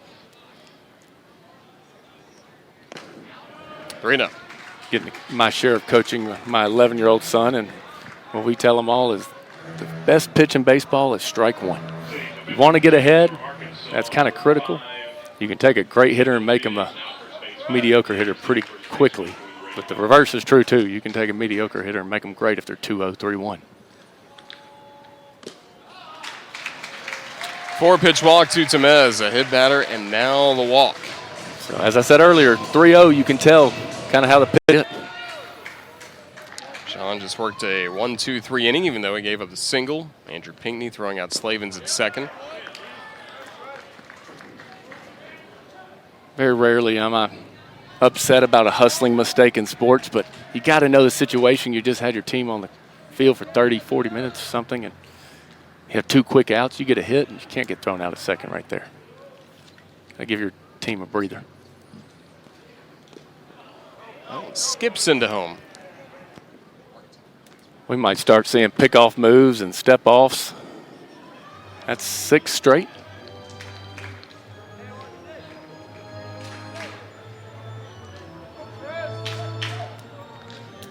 Got to give a chance for the bullpen to get loose. Big pitch here. Diodati's done nothing but get on base. 2 walks and an RBI single.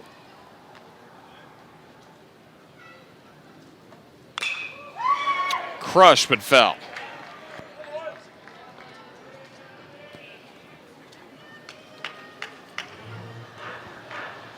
Kendall Diggs taking over at first, and likely part of that is the result we saw at the top of the inning. Brady Slavens, the first baseman, thrown out at second base, so Kendall Diggs will be there the rest of the way.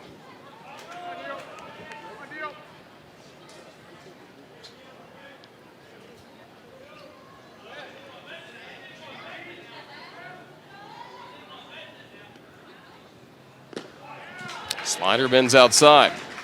Yeah, there's some things that would drive a coach crazy. That'd be one of them. Like, you just got to know the situation. Got to know you're the right fielder. Got to know Pinckney's got probably the greatest arm on the team, and he showed it there. And it was bang-bang play, and it's a gamble you take in some situations, but not there.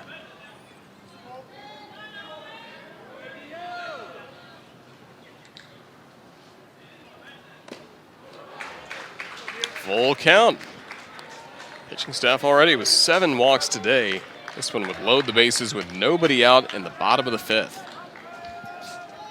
Haven't been there since the bottom of the 4th.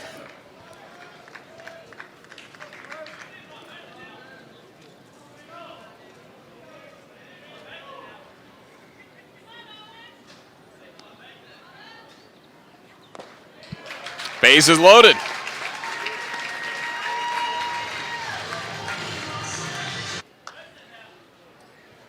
Den's been hit twice today. Socks it high to center. Going to be a play at the plate. Webb with the grab. And the Crimson Tide with a 14-3 lead. Nothing but hustle from Drew Williamson.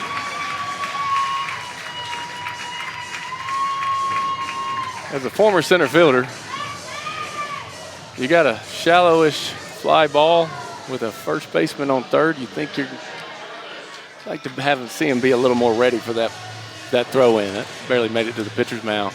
So he's coming through. He does his job, but just doesn't quite get a lot on it. Williamson loves showing that he's not your prototypical tall, lanky first baseman. He loves to hustle, hit leadoff early in the season for the Tide.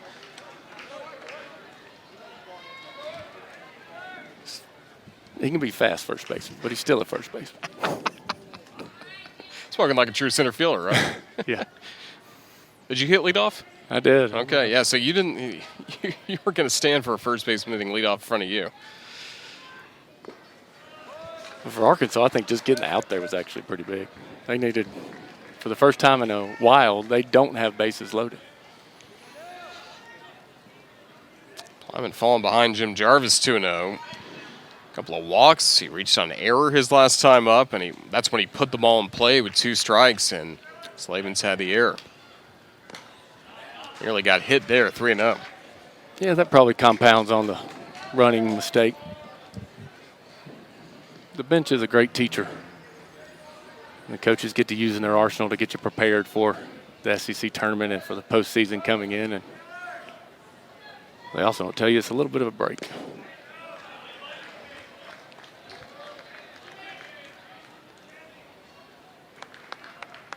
We've had a lot of 3-0 tests today. There's a 3-0 test that he won, 3-1.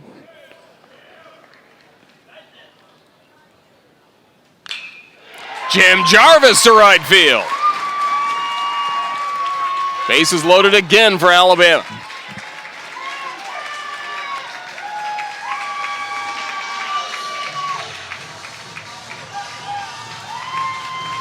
Eblin's coming up with bases loaded. I think if you haven't hit with bases loaded today, you're just one of the few. It feels like at some point someone's going to run into a double or a triple or a home run with the bases loaded. 14 runs for Alabama. This is only the 8th hit of the game, the single we just saw from Jarvis. But now 6 of 9 players have a hit today. 7 of 9 in the starting lineup hit last night. Strike 1 to Eblin. Yeah, I think they had 10 hits on the Thursday game that they wound up losing. 8 hits and 14 runs, and just halfway through this game. Free bases add up. Ball on a strike to Eblin.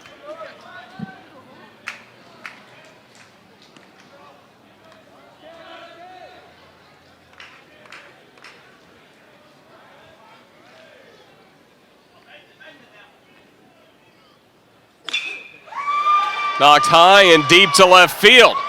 Gregory back, and this one's gone! Bryce Eblin with the grand slam homer. 18-3, Alabama. You know, when you're talking about somebody running into one, I'm not sure Eblin out of the 9-hole was the grand slam idea of choice, but There it is, opposite field. Well done. Another big number for the Crimson Tide. Here it is. Stays through it, fastball. If there's any wind, it's in his face and just crushes it. Second home run for Bryce Eblin. His first one going oppo onto the playground out beyond left field. I mentioned he'd been scuffling a little bit at the plate, but one hit can change everything for Bryce Eblin. You know, we talked about him being in there for his defense. I think you missed that one. He's clearly in there for offense, and the grand slam proves it. Well, now the base is empty. One gone. As you like to say, a home run can be a rally killer, and a grand slam can certainly be that. And Rose will try and keep him moving for the Tide down to his last strike. So I've been seeing the scores coming out of college baseball where you see the 20s and the 25, 27. Haven't got to experience one yet. 18 is a pretty big number. About Tennessee on Thursday night at Mississippi State, 27-2. Yeah, that's just a cool 27-2. Tide may be on pace for that today. Yeah. 18, still just one gone, bottom of the fifth.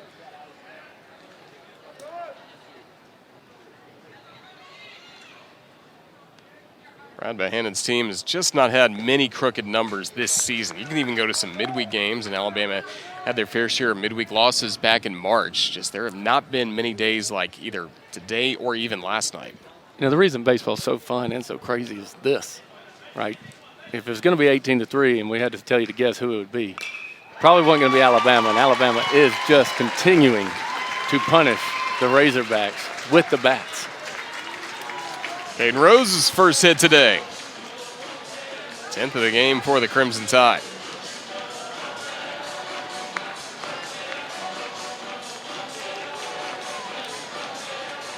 We may see Alabama start to empty the bench a little bit the rest of the way. It's going to start right here.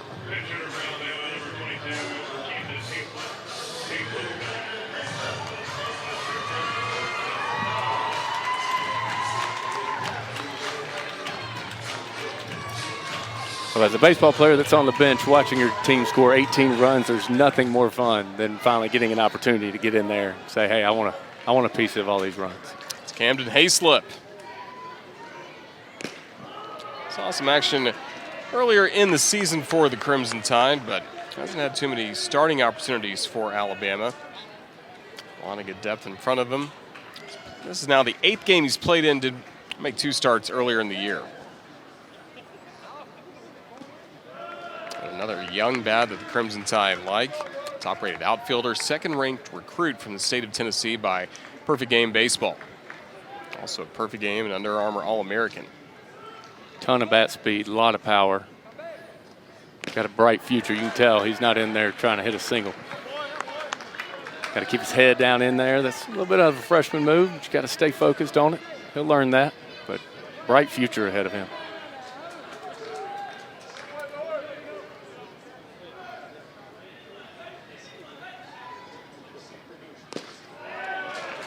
It'll be interesting to see what happens in the draft coming up for Alabama. You've got Tommy Seidel, that's in his senior season, has been one of the corner outfielders. Andrew Pinckney keeps playing his way into more draft conversation with what he's done in his junior season. Be an opportunity for Hayslip next year. Boy, if you're not looking at Pinckney, that'd be crazy. I mean, great athlete, great attitude, great approach. Father played high-level competitive baseball. I mean, he's got all the tools and plays within himself. He's not out there kind of overdoing it. He's doing a great job. Yeah, just a great curveball, not doing too much. And got to learn to foul that ball off or at least put it in play. You can't just take it and walk back to the dugout. But he gets his chance. He got another bat to come in this game.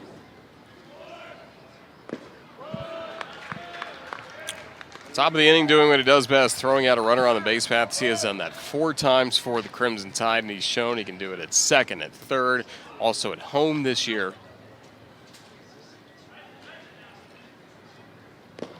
Really developing his way into a 5-tool player. But as it started for him, didn't get to play at all in the 2020 season behind some really talented outfielders, and then the pandemic cut the season short. Last year was coming off the bench mostly for defensive purposes. Showed that he could hit. Seed and Caden Rose were in a very similar spot entering the year. How about this drive? It is foul, but it's starting to bounce to the law school.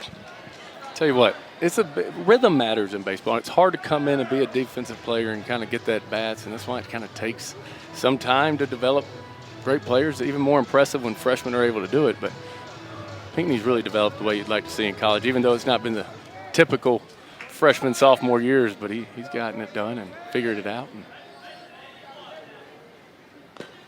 heard the conversation about he was been really working on some stuff, and he goes into Georgia, hits a home run at Georgia in the post-game interview, kind of talking about, hey, I've been working on that pitch exactly and drove it, and then the confidence has just gone from there. And when you're doing it in the SEC, you're definitely putting yourself on the map in the draft. Chop to short, battles. Closes out the... We're headed for some momentum in a big end of the year.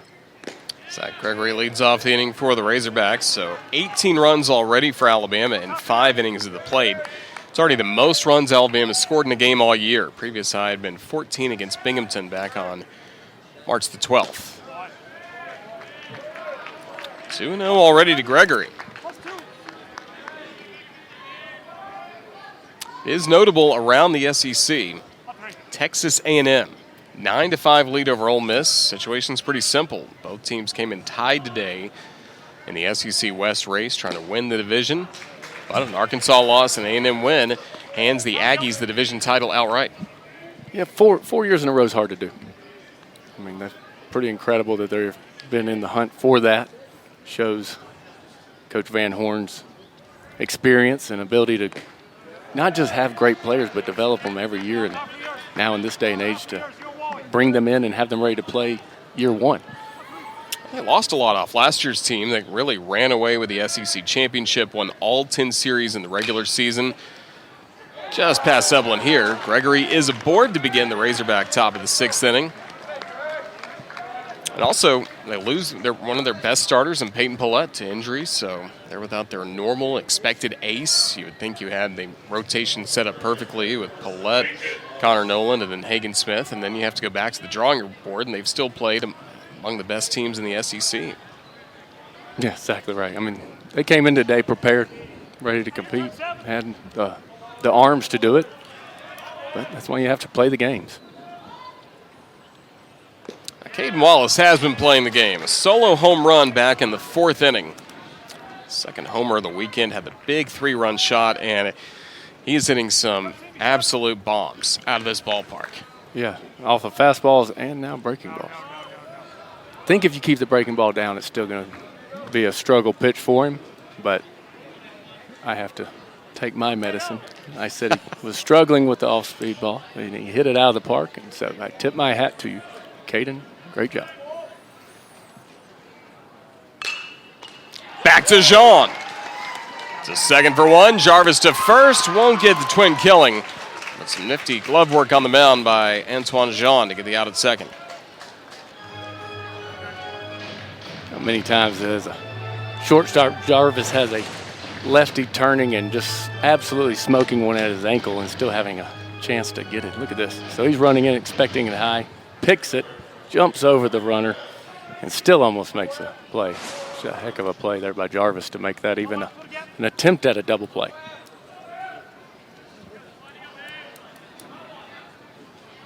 Braden Webb next up. John starts him with a strike. It's been a good game for Webb. 2 singles, a walk, and a run. That was the first run scored for the Razorbacks back in the 1st inning. Arkansas led this game 2-0. All the way until Alabama had 6 runs in the bottom of the 2nd, and this one is gone. Braden Webb crushes a home run, a 2-run shot to left to make it 18-5. I'd like to point out that the wind is blowing in. I mean, these are just absolute missiles that are being hit out of this park today. That's not because it's gotten up in the jet stream. That is a no-doubter. Here it is, breaking ball. He leaves it, he knows it. And there it is. There's not a draft that's going to keep that in the park. 13th homer this year for Braden Webb. Now Robert Moore takes strike 1.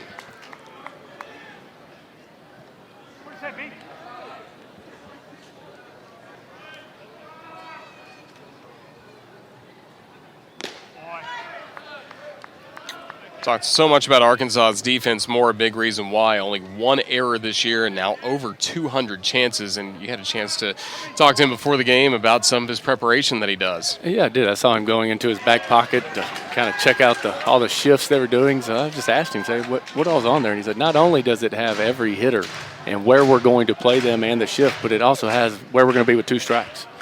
So that's a lot to keep up with. Nice little 3x5 card, and we're going to have to throw it to first to get him. As does, second out. Good to see that for Jean after allowing the home run. You know, that seems like a pretty routine play that Temez just pops out there and rifles a frozen rope to first with a runner going full speed. That's not easy to do. That just shows you the amount of hours these guys put in and practice to make that look that simple.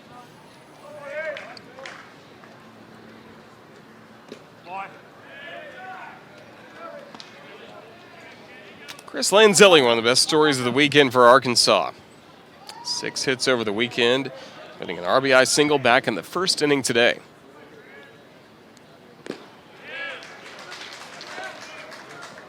Transferred to Arkansas from Wake Forest. He was teammates with Alabama lefty Hunter Furtado for the Demon Deacons last year.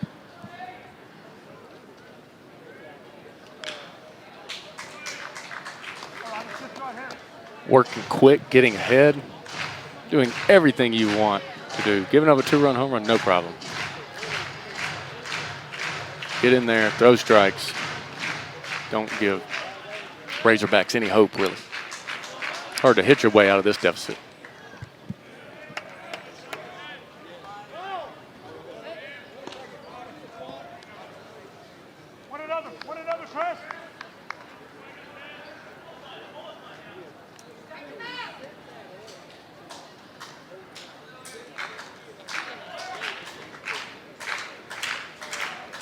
A 1-2. Popped up. Drew Williamson wants it. He's got it. 2-run homer for the Razorbacks thanks to Braden Webb, but they still trail by double digits as we roll to the bottom of the 6th. Taking a look at the SEC scoreboard on the very busy final day of the season. A&M with a 9-5 lead against Ole Miss as the Aggies try to get closer to clinching an outright SEC Western Division championship. Good game going on in Nashville. 8-7 Vandy over LSU, and Tennessee looking to sweep Mississippi State. And as it stands now, it'd be Mississippi State and Missouri on the outside looking in for the SEC tournament starting this week in Hoover. But what you see there is how much talent's about to be in Hoover. I mean, you're going to get to see some incredible baseball all packed into a tight week, and makes for an exciting time. If you're a baseball fan, it doesn't get much better than the SEC tournament. And even for those two teams, Missouri and Mississippi State, State's going to finish at likely 9-21. That's after winning the national championship a year ago. Missouri, 10 wins this season after not much was expected for the Tigers. Got to work one of their games earlier this season against Tennessee. They got swept by the Vols at the time when Tennessee improved to 12-0. But they gave Tennessee one of the tougher series they've played in SEC play. Even though Tennessee got the sweep and later has lost the series, lost a few games here and there, Missouri played Tennessee pretty tight throughout most of that weekend. Yeah, they looked unbeatable for a while. I mean, just to say, yeah, you got swept. Well, we knew you were going to get swept, but did you compete? It's like, oh, yeah, good job. That's a pretty dominant team you're talking about, Tennessee.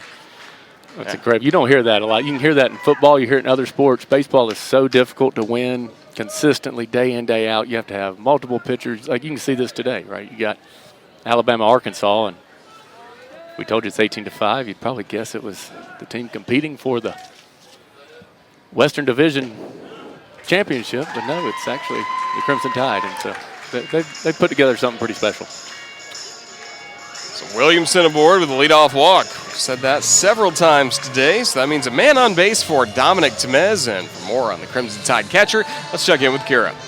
Yeah, Roger, Dominic Temez has been vital for the Tide behind the plate, and you and Scott have talked a lot about him transferring to Alabama from junior college before Coach Bohannon had even seen him. But he had some SEC experience coming from Arkansas and playing with a lot of these guys in 2020. We got to see him talking to some of his former teammates before the game on Thursday. He was giving out high fives and hugs, and it looked like he was really happy to get to see some of his old buddies. No doubt. Thank you, Kira. Will Portera will serve as a pinch hitter here for Temez. Roll to the shortstop. Battles Moore on to first to Diggs for the double play. As Dominic Temez will get a much-needed rest after what's been a very long, hot afternoon, catching inning by inning. And he's been hitting well, getting on base. But especially getting to see those former friends and teammates, it's always a little different when you're a transfer, but I'm sure he's been happy to see a lot of Razorbacks. I think it used to be a little different. Yeah, and now it's becoming norm, a little right? normal. And Van Horn even said that before the game. He said, people come over and we know you and you know us and everyone. And it's just part of the game that they're playing these days. So, baseball coaches have to evolve too. The transfer portal has been big. One of the candidates for Player of the Year in the SEC, Sonny DeShera, who transferred from Samford to Auburn, has put up eye-popping numbers for the Tigers all throughout the year. Jacob Berry at LSU, another good example, coming from Arizona to the LSU Tigers. It's got to be difficult as a coach and a player because some of it, we talked about that, like Pinckney having the rhythm and going through his freshman, sophomore year and then developing into this, major league prospect. And to do that moving at you is pretty difficult. Alabama held. We were just talking about not having any power for the Crimson Tide, and they found a way to put it back on us. So challenges. So maybe they're getting ready for the offseason here, or postseason.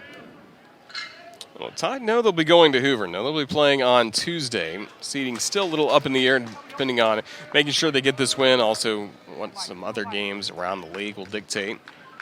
Right now, it'd be the number 11 seed playing at 9:30 a.m. Central on Tuesday. But again, things could change. And again, similar to last year, like I mentioned, if Alabama wins today, they get 12-17 in league play. And then a year ago, beat South Carolina on Tuesday in the SEC tournament. And then beat Tennessee, won the SEC East, and that was likely the win. Even though they lost the next 2 days to Florida and Tennessee again, that win against Tennessee punched the ticket to the NCAA tournament. Yeah, they have to take into account that they're playing in such good competition day in, day out. And I talked to Alabama fans, and we references that Alabama's going to have to be great before they even look good because of the competition they're playing every day. Another huge factor, and likely won't become a factor today, but the 12 one-run losses Alabama's played this year. That's where the power numbers just come in. I mean, we're going to remove all examples of Alabama's history today.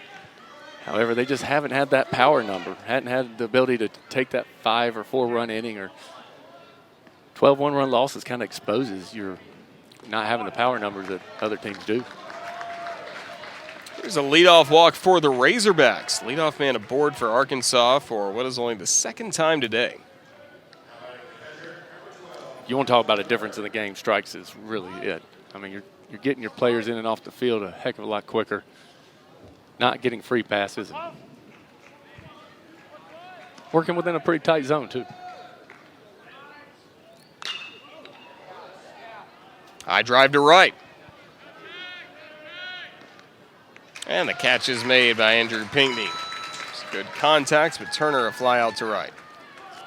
Yeah, Battle saw that he was cruised under that one, but decided he wouldn't be even threatening at a tag up. That arm has been tested and proved already today.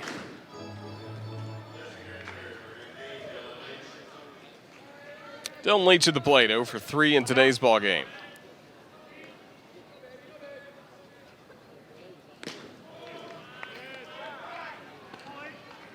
I'm probably going to see a lot of pickoffs or steals in this situation, but pretty slow to the plate. He's quick with that leg kick, but it's a high leg kick and gives that base runner a lot of time.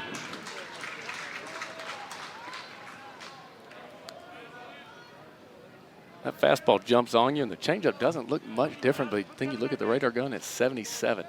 Man, doing a great job with keeping his arm speed and pace the same. Up the middle, Jim Jarvis starts the double play, ends the inning. The SEC tournament last year, and they know how to win, and they've got a very good team. Very good team. Good luck predicting baseball. I mean, it's one of the hardest things to do, and we're seeing that today. We know Arkansas fans have been keeping up with Tennessee. They played against each other, and Arkansas won the SEC tournament final last year, and early on in conference play before the Aggies came on strong, it kind of seemed like Arkansas and Tennessee were running away with their divisions. The Volunteers did that. But now Arkansas with a loss today and a win for A&M, you would see the Aggies win the West Division. Well, Aggies kind of did their job, right? I mean, they've put up some pretty impressive last few weeks, and they've done what it takes. They're going to be represented well. And yeah, big difference. Arkansas was 11-4 to start league play. Denton chops that to third. Wallace guns him down for the first down, but then the Razorbacks have been 7-7 after that. A loss today would make them 7-8. So that's a big difference in the first half of the season to the second half of conference play. Yeah, they found a way to win. I mean, their fielding percentage is great, pitching's been great, but none of it's all. It must have to come together at the right time because they have a ton of talent out there. But like everybody, they're still college baseball players, and they can have long, hot Saturday afternoons just like anybody else. Jim Jarvis, been aboard every time he's come to the plate. A single, 2 walks, even reached on an error. He's got the uniform nice and dirty, just like he likes it. You know, this is a game where the heat's only a factor for one team because it's 111 for the Razorbacks, and it's about 78 degrees for the Crimson Tide right now. That's what 18 runs does. It cools things off. Morris in front 0-2. A nice pitch, way to get ahead. Now 0-2, focus. That has been a part of the story of the day. When you get ahead, you got to actually finish them off.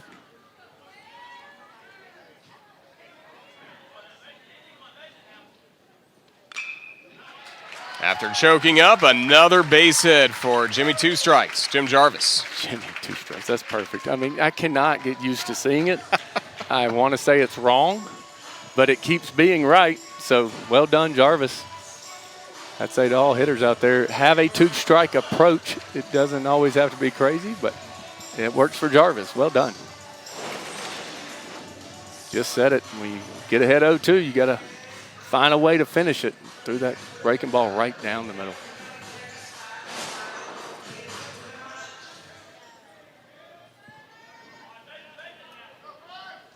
Bryce Eblin, he probably was almost hoping that that grand slam home run may be his last at bat of the game. You always want to end on a high note. Well, as a baseball player, I'm going to disagree with you here. After you hit a home run, you beg for one more at bat because you know you're going to get a hit. Maybe that's just me from the golf course. If I hit a really good drive, I'm like, no, I'm done. Hit a long putt, done for the day. That is fair in golf. In baseball, you're like, I need another chance. Give me another chance. I'm actually hitting now.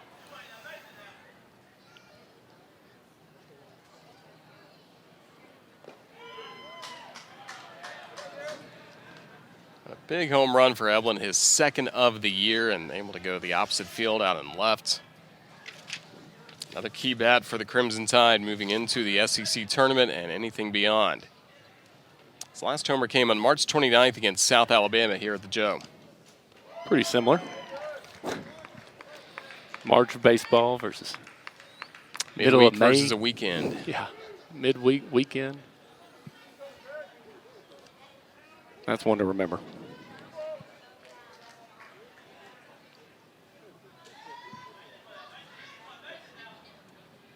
Morris in front again.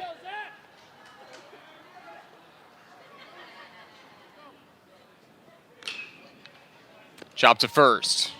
One out there. Jarvis will take second. Quick feet by Kendall Diggs at first base. Yeah, he decided he was going to throw that ball long before he even saw where the runner was. He just tapped it out, trusted Battles over there, and turned around and rifled it. Two of the better defensive shortstops in the SEC talking right there, Jarvis and Battles. And both can hit. Yeah. I'm still used to the Jarvis size shortstop. Battles covers a lot of ground out there, isn't it? Got a chance to talk before the game, and we're eyeball to eyeball, and he's covering shortstop.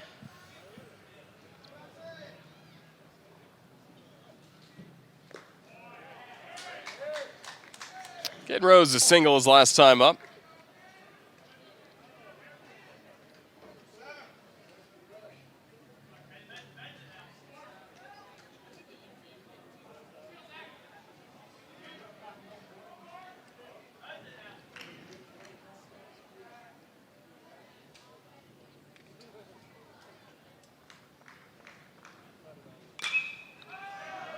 Sky high to shallow center. Going different places in the nation. If you're a scout, you can see everything you need to at the Hoover Met this week. That's right. It's like going to the Cape Cod Baseball League in the summer. It's just that the talent has all come to you, and they're together, and you can get your checkers and cross-checkers and everybody there to agree on the player of your choice. So it'll be a big time for them. Kendall digs, a slow chop to first. Williamson shovels to Furtado. How about that glove work by Drew Williamson? How about the speed of Furtado? Okay, you called it. You said Williamson could fly. Yeah. He did not play that like a first baseman. He did not play like that like he grew up an Auburn fan. Came in, made a heck of a play. That's a first baseman's mitt, people. That is not the shortstop's glove. It's about 3 times the size. It doesn't flip easily. And they got the job done. Sometimes everything just works. Furtado was in the perfect spot. If he's a step ahead, a step behind, that doesn't work, right? Exactly right. Pitcher fielding drills, PFDs, they do it all day, every day. The amount of hours that they put into that exact play pays off in this moment. Well, Zach Gregory at the plate. Been aboard twice at the bottom of the order for Arkansas.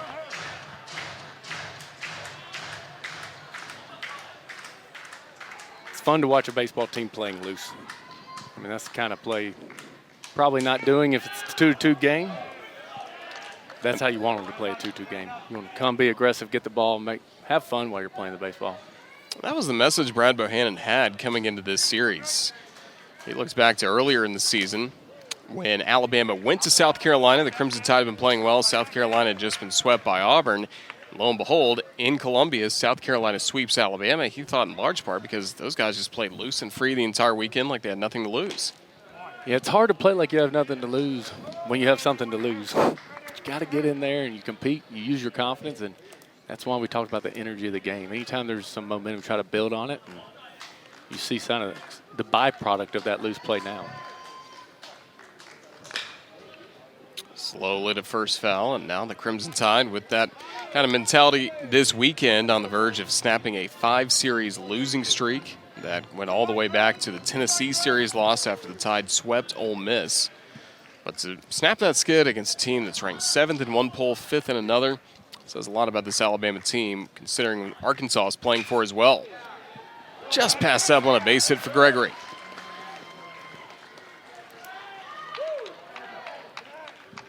You know, there's a lot of hits. There's been a lot of good days for the Razorbacks for them to be down 18-5, right? I mean, it's not just the hitters. 5 runs, pretty typical. And Eblin and Jarvis both had a couple diving plays that just off the end of the glove.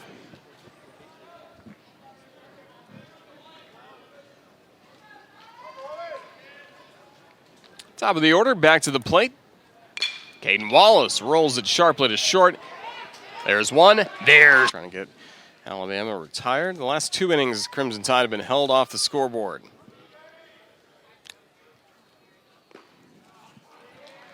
Sark starts with a 94-mile-an-hour fastball. 10th time for him out of the bullpen this year. 16 strikeouts in 9 2/3 innings. I mean, you want to talk about impressive. When you're bottom of the 8th and it's 18-5, you've run, I don't know, 6, 7 pitchers out there, and you have a sophomore throwing the first one, 94. I mean, that's just shows you the depth of talent that the Razorbacks have. He'll also work with a cutter, a curveball, and a changeup.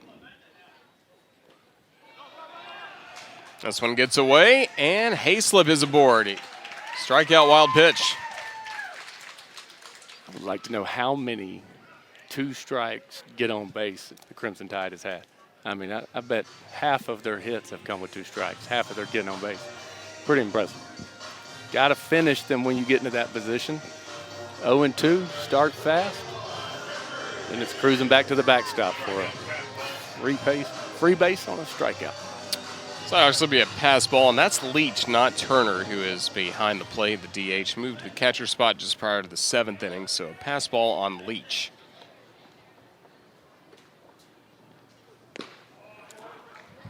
Probably not going to get to see a pickoff situation here, but I would like to see how his pickoff move is when they're so closed off like this.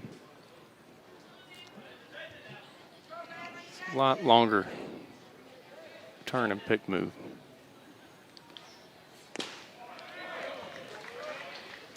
.93 on the fastball from Starks, his first appearance of the weekend.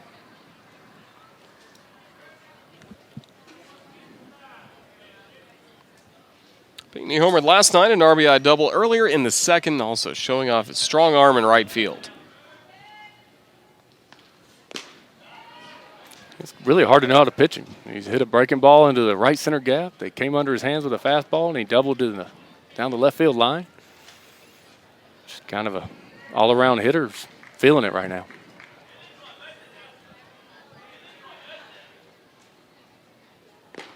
Yeah, tall hitter has really long arms, but his bat speed is so good as well. Yeah, that's why they want to get under his hands, and he said, no, sir.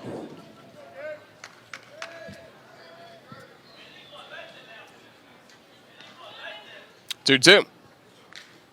Just caught a piece of that fastball.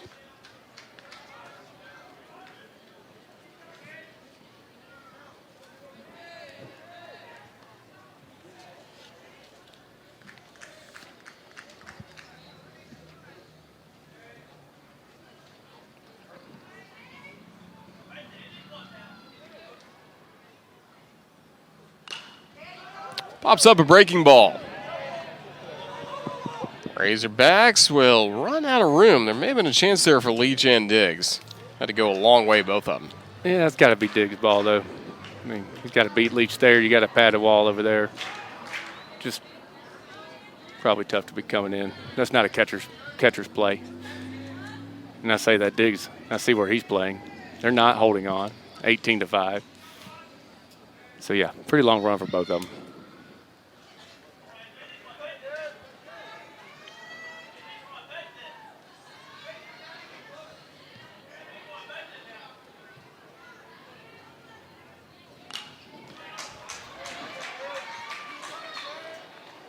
.94 almost got turned right back around.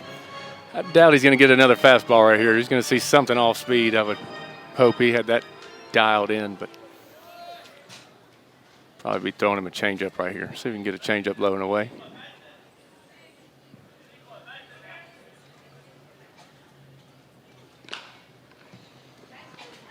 It's a second more, the quick shuffle, and Battle's throw will get away.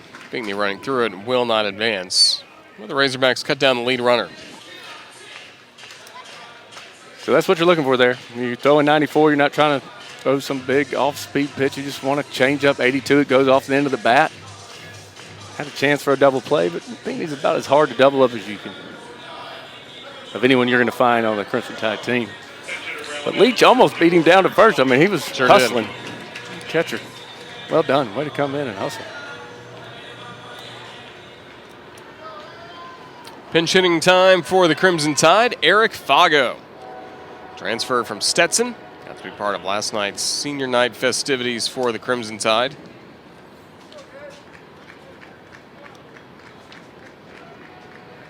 Fago's now played in 20 games this year. 4 homers, 6 runs batted in. He's got a ton of power. Yeah, that's a lot of home runs for just being in 20 games. 41 at bats, 4 homers.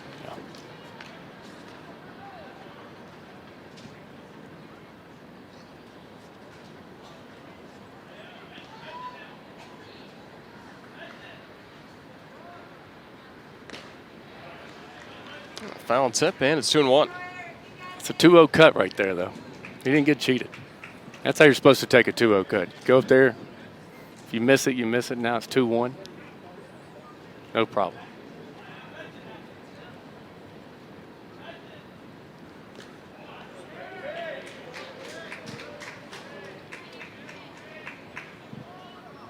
Even at 18-5, that outside corner is outside.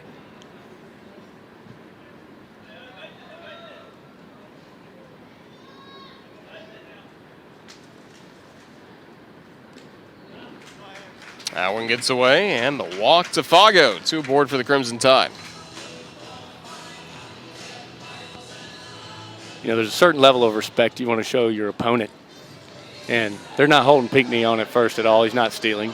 That just indicated by the score. But that was a pass ball, and you could almost see the ping. He was like, am I supposed to go to second? Am I allowed to move on to the next base?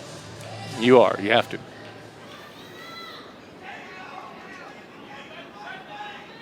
Will Portera came in earlier as a pinch hitter for Dominic Temez. Lines it just foul. Wow. Let me tell you something. You come in and you're pinch hitting, you're hitting 250, and everybody scored 18 runs. That needs to be fair. That was a rip.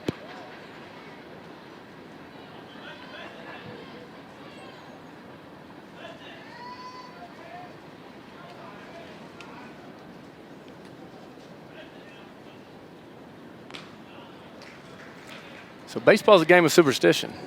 If you're going to play at home again, are you going to do your pregame in the air conditioning? Well, they're not going to get that chance in Hoover. Not in Hoover. If they do their job in Hoover, they get a chance to play at the Joe again. I'm just saying. 18 runs came out of the air conditioning. As a player, I would be informing my coaches that I think that would have had a lot to do with it.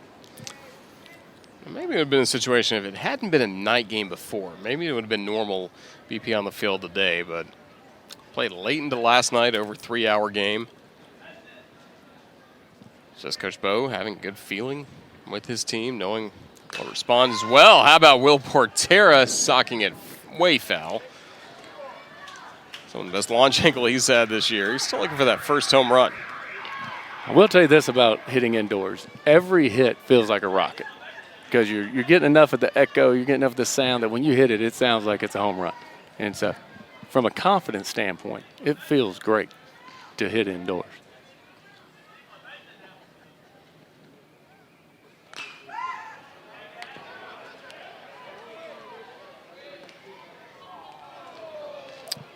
Come on, Matt. There you go. Second time's the charm. All right, at first base coach. With the screens all the way down, the netting all the way down the line, just got to work a little harder to get souvenirs to the kids. Especially when you're trying to hit them on the first row. I mean, all fairness, first row. Boy, they are aggressively going after. Good job, Patera. Getting in there, getting his cuts. Now he's going to have to make a little adjustment. So we talked about 2 strikes. And when we said that all the shifts make adjustments at 2 strikes, that's the reason. Right, to put that one in his back pocket, not even throwing it to the fans yet. He may wait until Portera's either on base or the next batter's coming up. He does have a closet worth of everybody's gear in his arms down there, in all fairness. Might want to get a little storage shed over there for him. Everybody's batting gloves and gear that they hand him as they get Shin guards, elbow guards.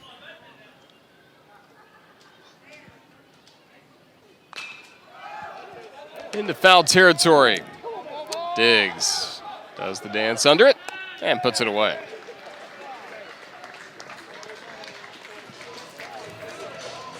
Pretty sure the last 3 or 4 infield flies have been major league pop-up height. I mean, you can have a cup of coffee underneath the pop-up before they catch it.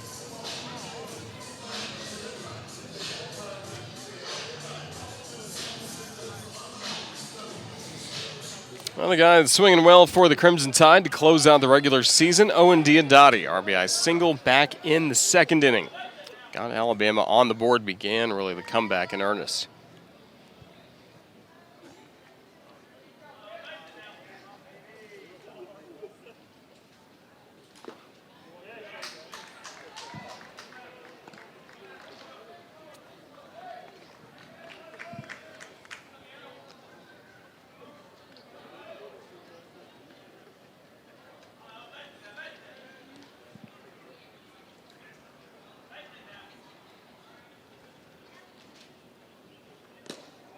Nice pitch.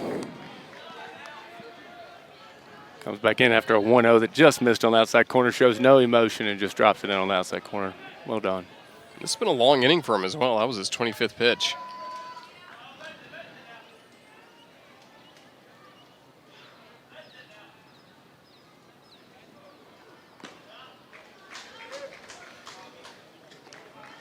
And when you're throwing strikeouts and they wind up getting on first, kind of extends the inning. But he's done it with no damage so far.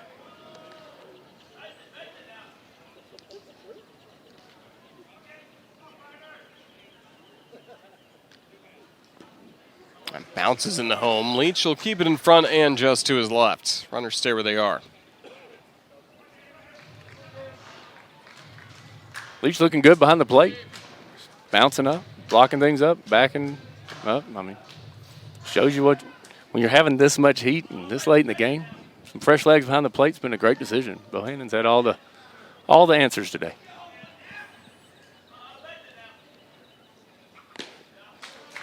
Walk to Diodati.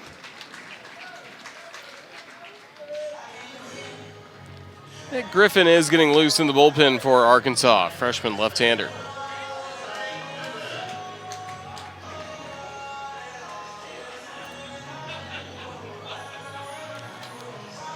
You want Bohannon to leave this game happier than he could after at this point. You let Denton do a little damage right here and get some confidence, because they're going to need him to be a big part of the SEC tournament, of any postseason opportunities they get. And I'm leave here with a hit. Denton has driven in 2 runs today, but kind of uncharacteristic for him. He's been hit by a pitch with the bases loaded, also has had a sacrifice fly. In other words, he's 0 for 2. Still a pretty good 0 for 2. Chopped up the middle. Robert Moore gloves it, and that'll close out the inning. Did get to strike out 2 of the 3 he faced. Strike 1 to Braden Webb.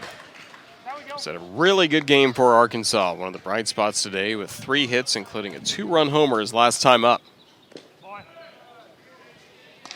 Both teams will hit the reset button regardless of how today ends. But again, Arkansas has a lot to play for. The Razorbacks got plenty of talent, including Braden Webb. He will line out to left to begin this inning, but good chance to hit the reset button before some very important baseball begins next week in Hoover for them. Yeah, it does, and that's the right approach. That'll be the conversations they're having, and you know, it means a whole lot whether you win the West and all that kind of stuff when you're in this moment. But they're going to start looking for the bigger conversations and say, hey, that was just a step along the way, and now they can be a little hungry going into the postseason.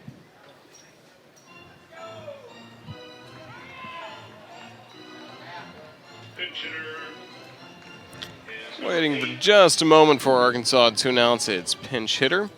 Jace Borfin will be coming up to the plate. Transfer from Oklahoma will get his first at-bat against the Crimson Tide.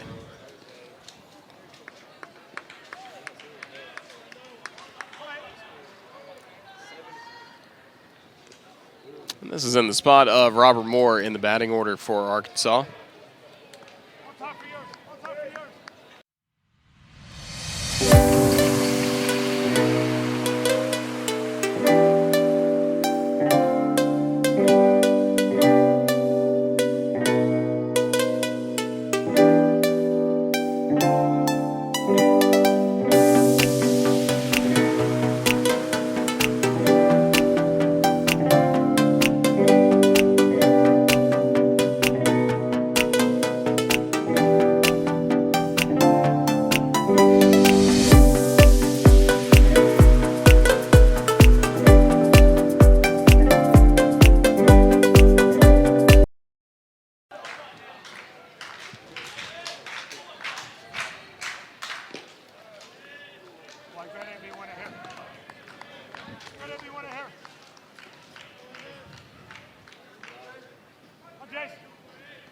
Moves it to 3-2 with 1 out. Gloving off, shaking off some pitches, and seeing what we got going here. Something's happening. Green strikes him out looking. Well, you know, a pitcher's confident when he knows the pitch he wants.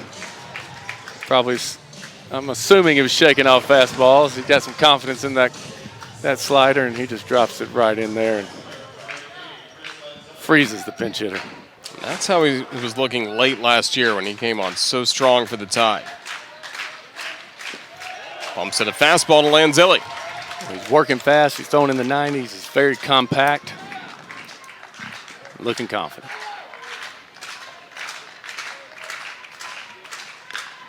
Slider rip fell. Alabama a strike away from a series win against Arkansas. Trying to snap a 5-series losing skid in SEC play, but sent quite a message to the rest of the SEC tournament field. Alabama playing in Hoover. It'll be a dangerous team starting on Tuesday. Didn't go around, 1-2.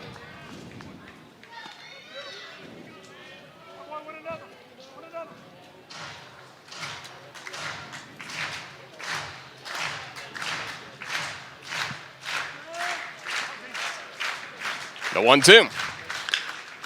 Bounce to shortstop. Jim Jarvis closes out this series as Alabama wraps up the regular season with 2 wins.